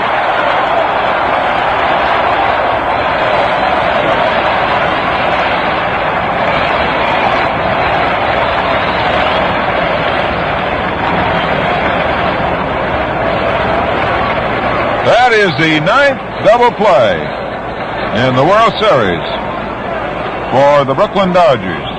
And Mr. Gil Hodges continues to cover himself with glory as he got that ball over quickly to Reese, who got it right back to Hodges. And that is the 4th double play that Norn has hit into in this World Series. Here's the pitch to Gil McDougal, a curveball on the outside corner, strike 1. So the Dodgers have wiped the Yankees off the bases, and McDougal comes up with 2 out. And the Dodgers are hanging on to a 4-2 lead. And Levine continues to work. Next pitch, a curve in the dirt. So it's even, 1-1.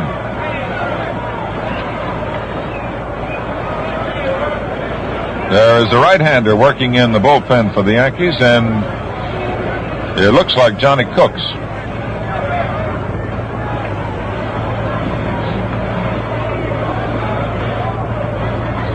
Here's the 1-1 pitch, swung on, a ground ball, gloved nicely by Levine. He lets him run, he throws, he's got him. Levine just reached out to the left like a fisherman going in for a big perch. He had the ball, he let him run, and he throws in plenty of time. So the Yankees in the 7th inning get 1 run from 1 hit. There were no errors, and nobody left on base. So at the end of 6.5 innings of play, the score is Brooklyn 4 and the New York Yankees 2. We have a new pitcher for the New York Yankees, and Casey Stengel, who really makes some changes, has sent in Bob Turley. Now, Turley started the 3rd game of the World Series, and as you recall, he lasted 1 1/3 innings. He gave up 4 runs and 3 hits. He struck out 1, he walked 2, and he hit a batsman. And he was charged with the loss of that 3rd game of the series. So Bob Turley comes on now in relief for the New York Yankees, replacing Bob Grimm. Now pitching for the Yankees, Turley is a fireballer. Bob Turley. And in talking to Casey Stengel, Stengel felt that, if you recall, in that game, the pitcher came up, Johnny Podres, and he dropped a little bunt. And the feeling was that if the bunt had been fielded and the throw had been made, Turley might have remained in the game. Well, it'll be a new pitcher, Bob Turley, and the batter is going to be Clem Levine. The first pitch by Turley is a fastball that's outside for ball 1. And when we say fastball, we mean a singing, humming fastball.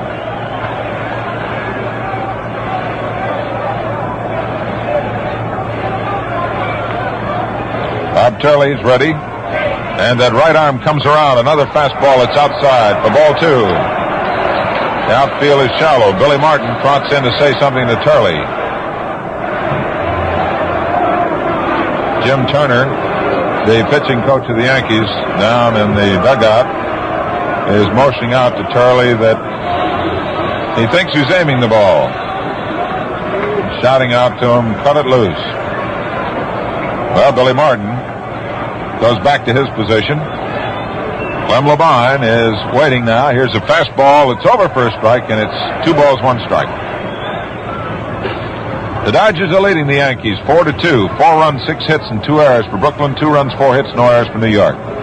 Into the windup is Turley. He delivers a fastball that's high and inside for ball 3. Levine has demonstrated that he has heart when he came in to pitch so beautifully in the 7th inning for the Dodgers. He's displaying more heart by even standing within 20 feet of that plate with Bob Turley firing those bullets. Here's a 3-1 pitch. There's a fastball on that outside corner, and it's 3-2.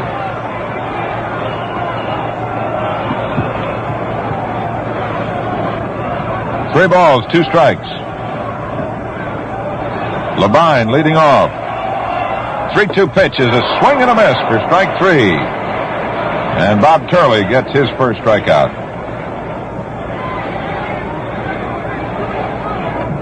First for Bob Turley. Bob Grimm racked up 5. The batter's Junior Gilliam, who has 1 hit and 3 times at bat. Batting left, chokes a bat. Turley delivers a fastball that's outside for ball 1. The outfield is around the right, with Irv Norn in right center field. Deep in right field is Joe Collins, and the right side of the infield playing back. And Gil McDougal, the third baseman, in on the edge of the infield grass with his left-hander. Turley's ready, comes with a fastball inside for ball 2. And if you needed an indicator to appreciate the speed of that ball, you watch Yogi Berra's mitt, because when that ball hits in there, dust flies. Turley, strong and young, looks in. Starts into his windup, and the 2-ball pitch to Junior Gilliam is a fastball that's inside and low for ball 3.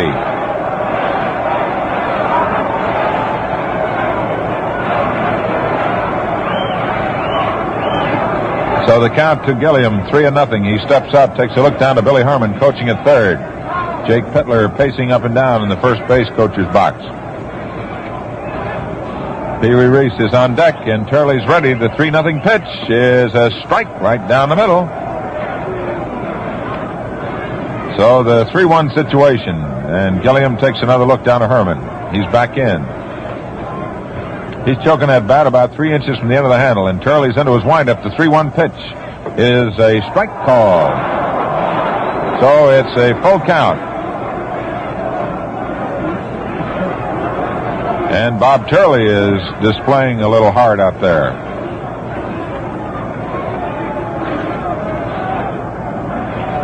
Ready now. The payoff to Gilliam is outside and high. Ball 4. So Turley has 1 strikeout to his credit, and he has given up 1 walk. And the batter is Pee Wee Reese.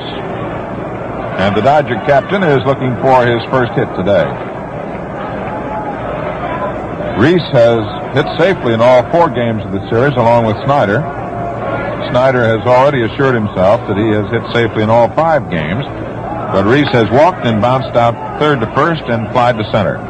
The outfield moves around middle to the right. Gilliam jumps off to a lead. Robinson, there goes Gilliam, a swing and a foul. Back off the screening to our left. And it bounces off some iron and bounces downstairs, and it's grabbed by an associate of the governor of New York State.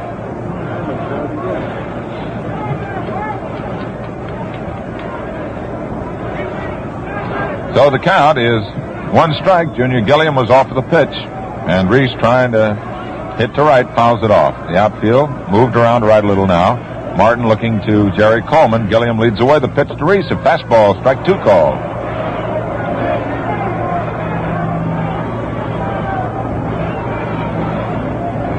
Bob Turley working in relief of Bob Grimm.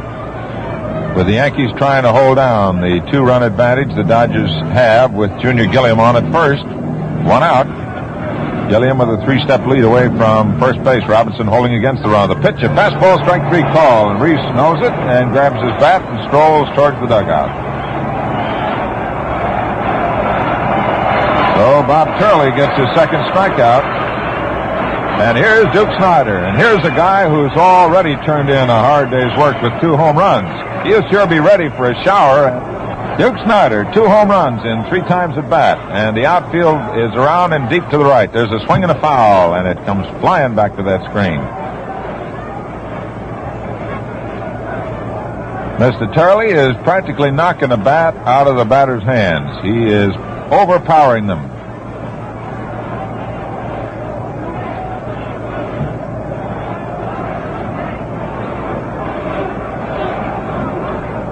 The outfield around the right. Norn is deep in right center. Deep in right is Joe Collins. Turley checks the runner, Gilliam. Here's the pitch. A fastball swung on and missed. Strike 2.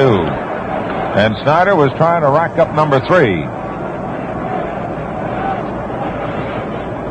And Yogi Berra, who's one of the most talking catchers you ever saw, says to Snider pretty fast, and Snider just nods his head. Turley's ready once again. The pitch to Snider swung on. A fly ball hit deep in the left field. Moving over to his right is Elston Howard. Still coming on. He can't get it. It drops in. Fair ball. And the throw is to second. And sliding in is Duke Snider.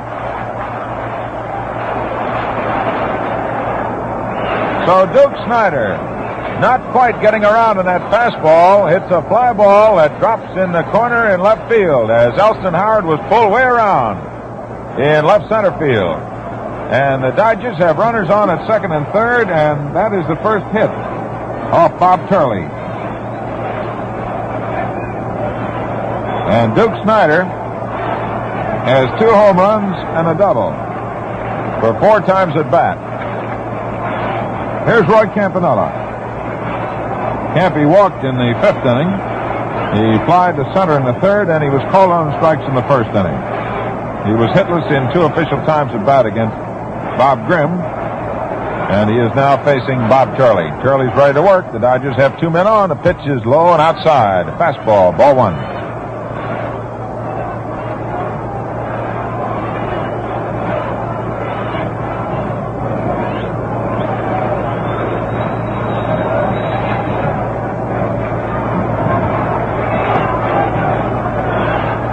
Roy Campanella. There's a swing and a miss.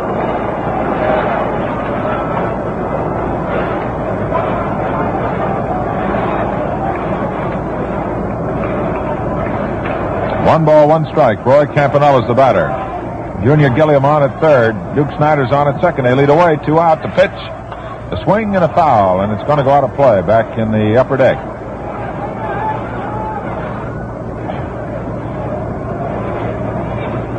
Campy, prior to today, had 6 hits and 18 times at bat. And all of those hits he racked up here in Ebbets Field.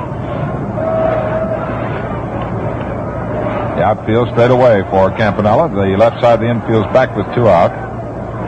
Gilliam 2 steps away from third. Snider strolls away from second. Martin trying to bluff over that he's going to run over. And Turley delivers, and there's a curve that's way inside, and down goes Roy Campanella.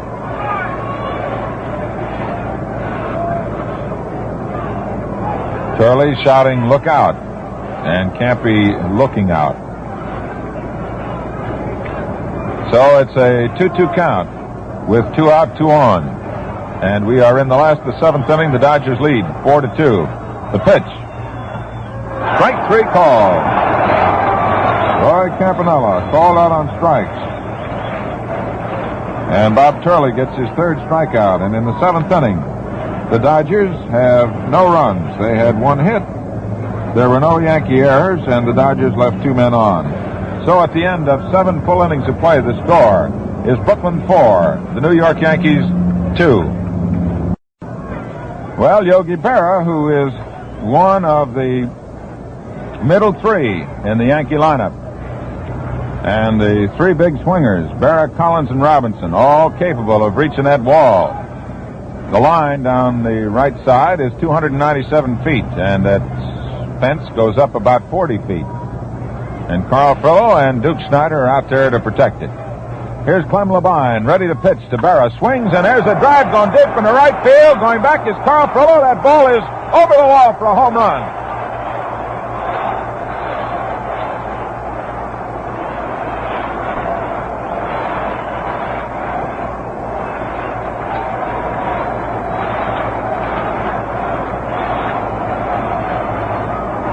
Well, Yogi Berra has just come up with his first RBI of the World Series. A home run blast out over the 40-foot wall onto Bedford Avenue, and the score is now 4-3.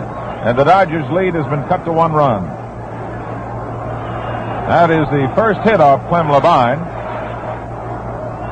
And stepping in is Joe Collins, left-hand batter. Outfield around the right. Labine is ready, delivers. There's a fastball. It's through there for a strike.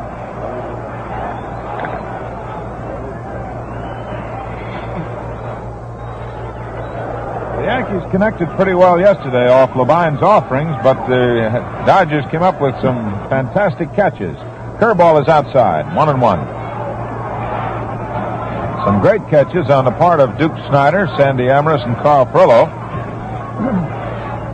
Kept Labine out of trouble.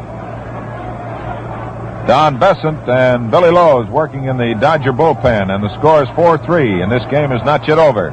Here's a curve that's low for ball 2. 2 balls, 1 strike. Joe Collins steps out.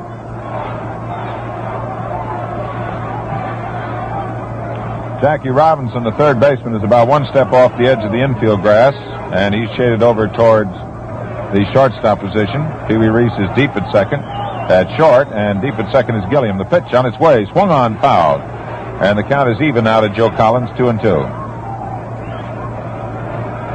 This is the top half of the 8th inning, and the Dodgers, with 4 runs, 7 hits, and 2 errors, are not breathing easy as they look up at the scoreboard and find the Yankees have 3 runs, 5 hits, and no errors. And the most important statistic to these 2 ball clubs is the run department. 4 for the Dodgers, 3 for the Yankees. Here's the 2-2 pitch to Collins, a curve that just misses for ball 3.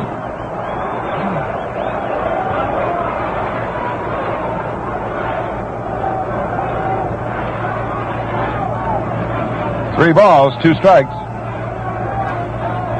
Joe Collins steps out for a moment. Now he's back in, a left-hand batter. Collins has struck out, bounced out, and walked. There's a curve swung on and missed for strike 3. The ball dropped by Campanella, who tags Collins. And that is strikeout for Clem Labine. And it came at a most opportune time for Mr. Labine.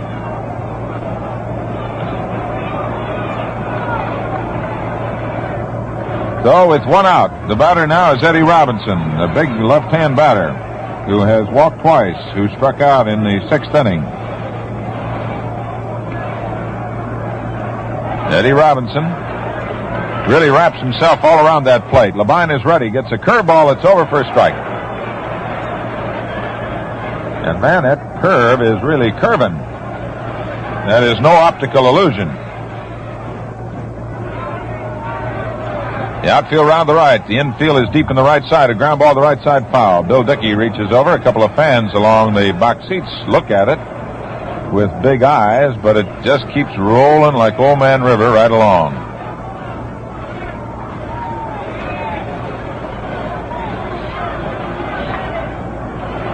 Yell Hodges playing 1 step off the edge of the outfield grass at first base and about 5 steps off the line. Here's Labine with the 2-strike pitch to Robinson, a fastball high and outside, and it goes by Campanella's mitt all the way back to the screen. So it's 1 ball, 2 strike. Brooklyn 4, the New York Yankees 3. We're in the top of the 8th. 1 out. Pitch is a curve breaking low and inside, and Robbie checks his swing, and he takes 2-2. Eddie Robinson keeps bouncing out of that left-hand batter's box and bouncing back in. Now he's back in, bent at the knees, bent at the waist, and he kind of bends himself all around that plate, trying to protect it. Holds the bat like if you had a left-handed rifle, holding a rifle at attention, that's the way it'd be. Here's a pitch, a curve that pops out of Campy's mitt. It's inside. It's ball 3. So the count is full now. 3 balls, 2 strikes.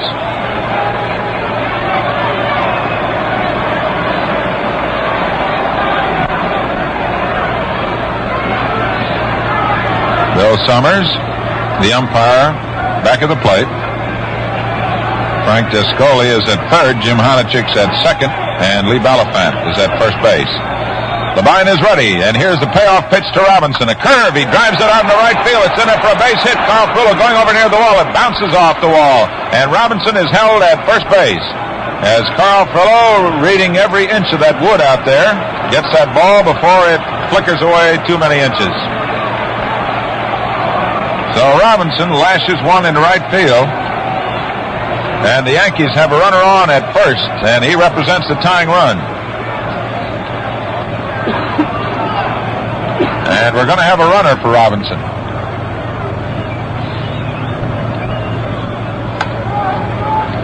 Youngster coming in from the bullpen. It looks like Tom Carroll.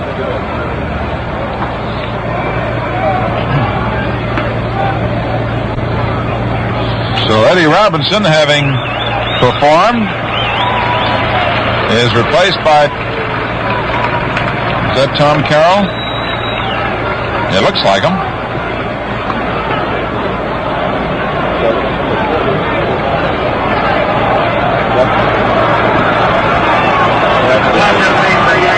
Tom Carroll running for Robinson. The throw to first, back safely. Carroll is a bonus baby signed by the Yankees.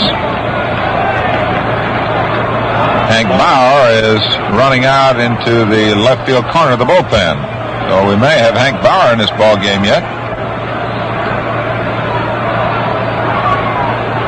Bob Labine checking Carroll carefully. The pitch to Billy Martin is outside for ball 1.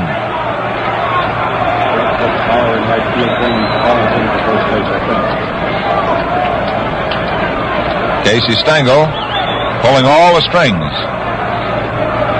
He's got a runner on at first. He represents the tying run. Labine checks him, delivers a curve to Billy Martin, over for a strike, and it's 1-1. And if you thought there was tension in the earlier 4 games of the World Series, you can add them all up and put them right here in the 5th game.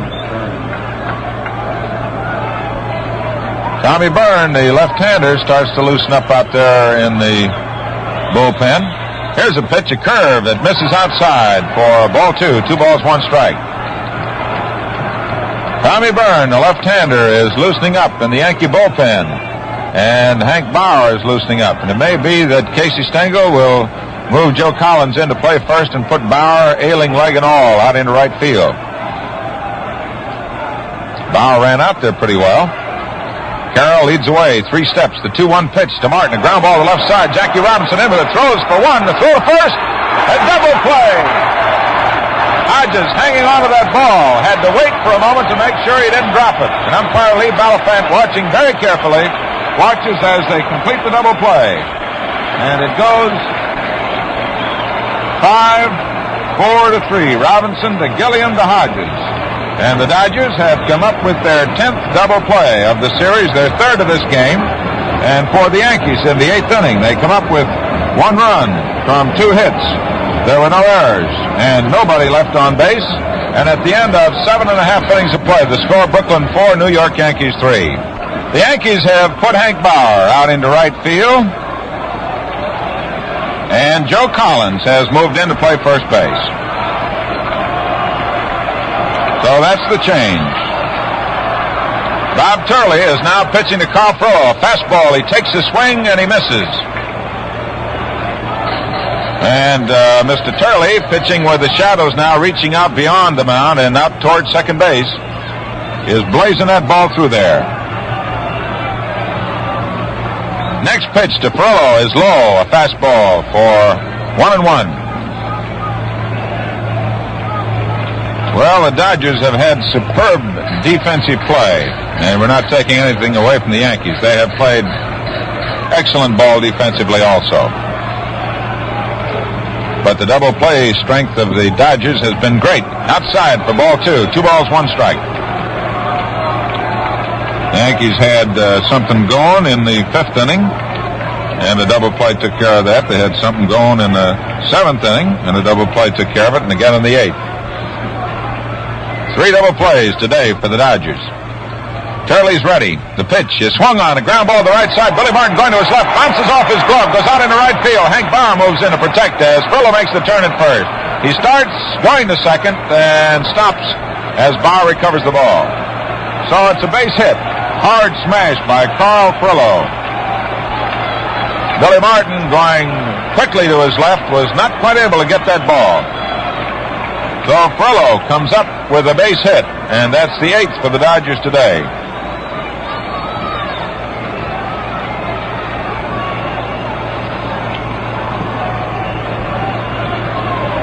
Here is Gil Hodges stepping in.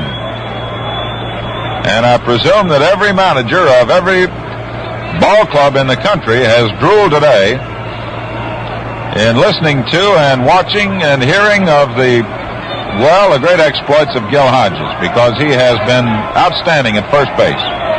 He has 2 hits and 3 times at bat. Right-hand batter, bent at the waist. He started to look as if he was going to square away to bunt, and then Turley stepped off the rubber. He's back in.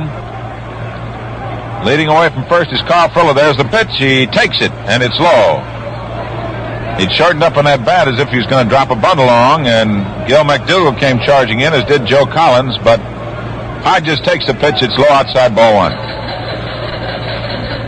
Walt Alston, the manager of the Dodgers, playing him real close to his best now as he tries to pick up another run to give him some insurance.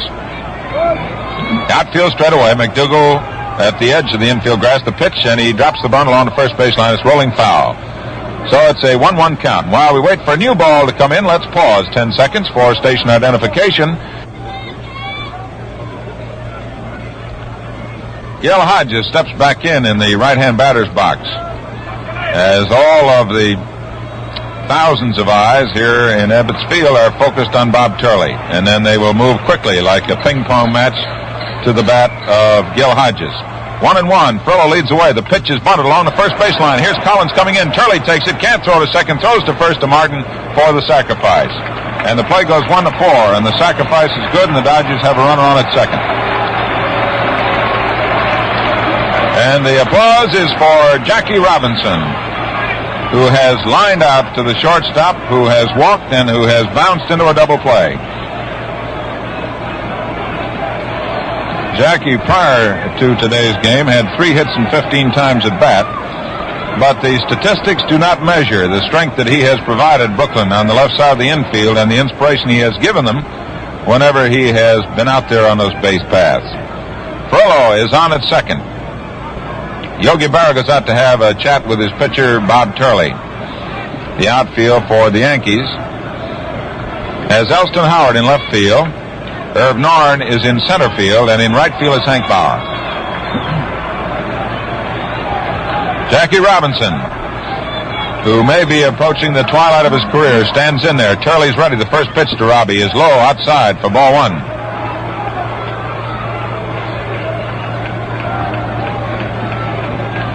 Robinson holding that bat right on his right shoulder, looking out every moment to make sure he can pick that ball up, because it is becoming a little darker than it was a while ago. The pitch to Robinson swung on a ground ball, hit back out over second base, going into center field. Here's Frillo making the turn at third, and the throw is to second base, and Robinson, who had turned first, going on to second, has to go back. But it's a single for Jackie Robinson into center field, and the Dodgers have picked up another run. So the score is now 5-3 with the Dodgers leading. And Jackie Robinson, as he came back to the Dodger bench, was greeted by all of his teammates who have been applauding the performances of the veteran for every game and every inning and every moment of the 5 games of the World Series. Tommy Byrne is still working in the Yankee bullpen.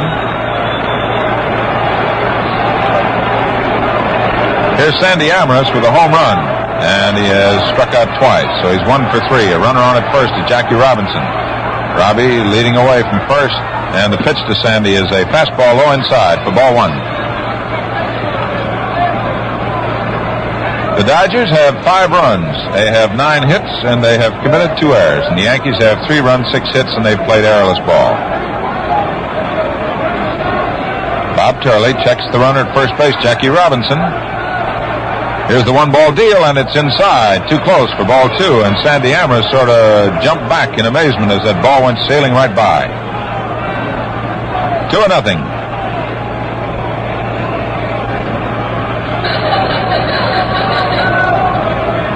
Fans still buzzing over the single by Jackie Robinson. It brings in the 5th run for the Dodgers. The pitch to Amoros, a fastball strike.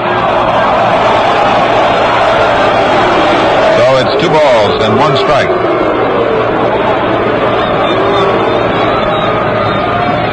The Shadows have now reached almost out to second base.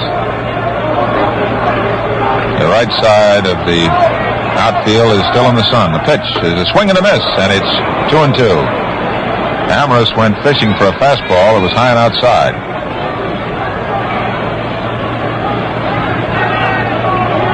So Bob Turley goes back to get a little rosin. Cerv Norn is in right center field. Deep in right field is Hank Bauer.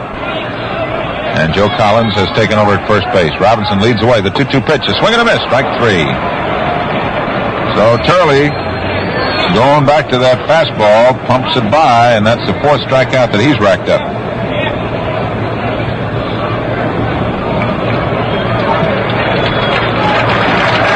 The hand is for Clem Levine, who came on to work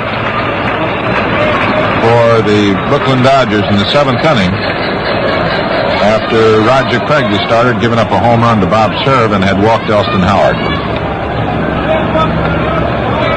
Levine was the batter in the 7th inning and struck out.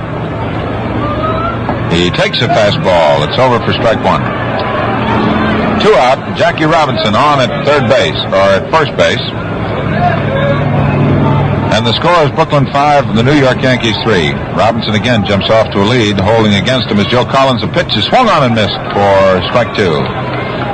Turley threw a slider. and the ball broke about a foot. So it's 2 strikes. The outfield playing on the shallow side.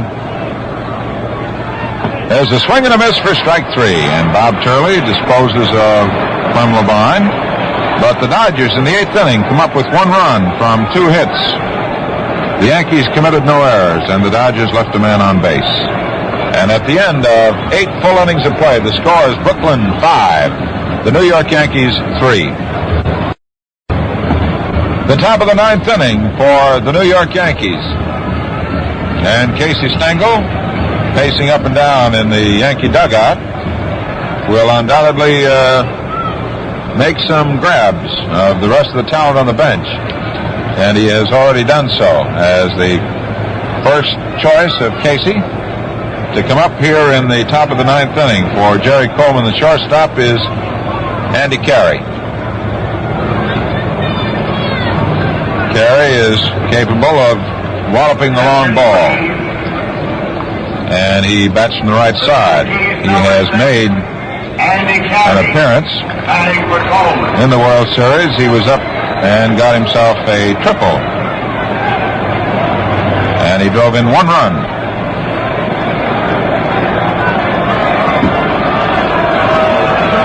So Andy Carey, a right-hand batter, faces Clem Labine. In the first pitch, he hits a sharply hit ground ball down to Jackie Robinson, knocks it down, makes the throw, he's got him. Jackie Robinson playing very careful on that sharply hit ground ball. Went to one knee, knocked it down, made the throw, and he has 1 out. So Carey, batting for Coleman, bounces out 3rd to 1st. And somebody running in from the bullpen, looks like Tommy Byrne, is being brought in to swing for Bob Turley.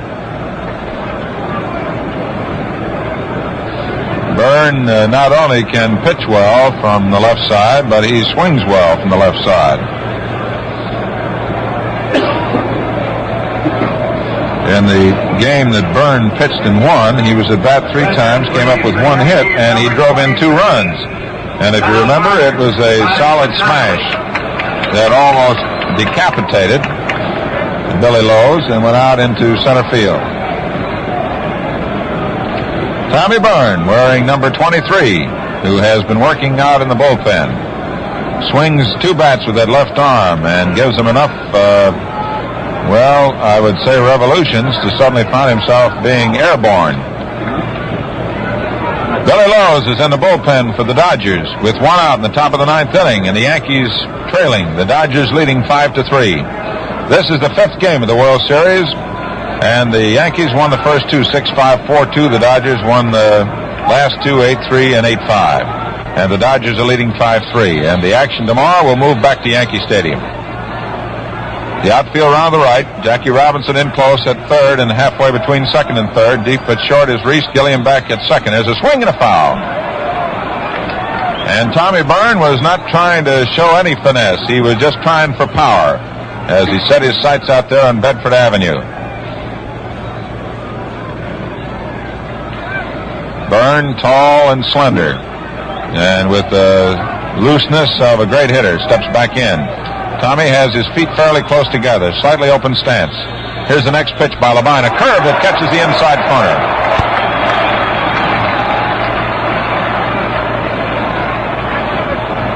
So Clem Labine, who could practically run for a big office in the borough of Brooklyn and be unanimously elected at this moment, is working on the mound.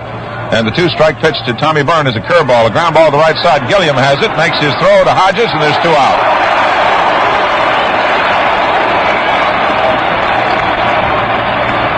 So there's 2 away in the top of the 9th. The Dodgers leading 5-3. Be sure to stay tuned for the colorful summary of today's game by our good friend Bill Corum, famous sports columnist.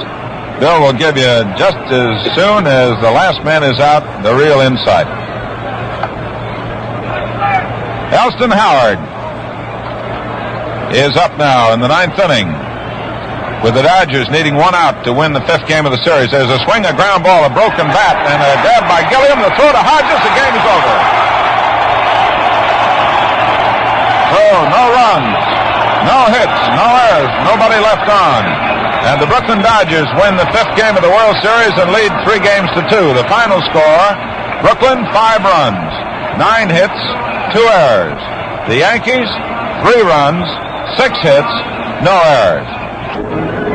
They're burning red fire out in center field where the Duke of Pomona, Ed Snider, roams for the Dodgers right now as the crowd files out, a record crowd here at Ebbets Field for World Series play from this toe-to-toe battle, this tough ball game in the 5th game of the World Series. And this is Bill Corum talking to you from the radio booth. And I should say this 300th game in modern World Series play was just about as good as any that's ever been played in it. I mean, in the matter of tenseness and excitement and, of course, happiness here in Brooklyn as the Dodgers take the lead for the first time in the series and now have to go back to the stadium, which they didn't like much, and, of course, which the Yankees do like. And the Yankees battle you toe-to-toe, fight you for everything, as they proved in this game when Berra hit his home run and brought them within 1 at that time of tying the ball game, which the Dodgers had started off in front and never lost the lead, of course. And, of course, there was Bob Cerv's pinch hit home run, which was tremendous.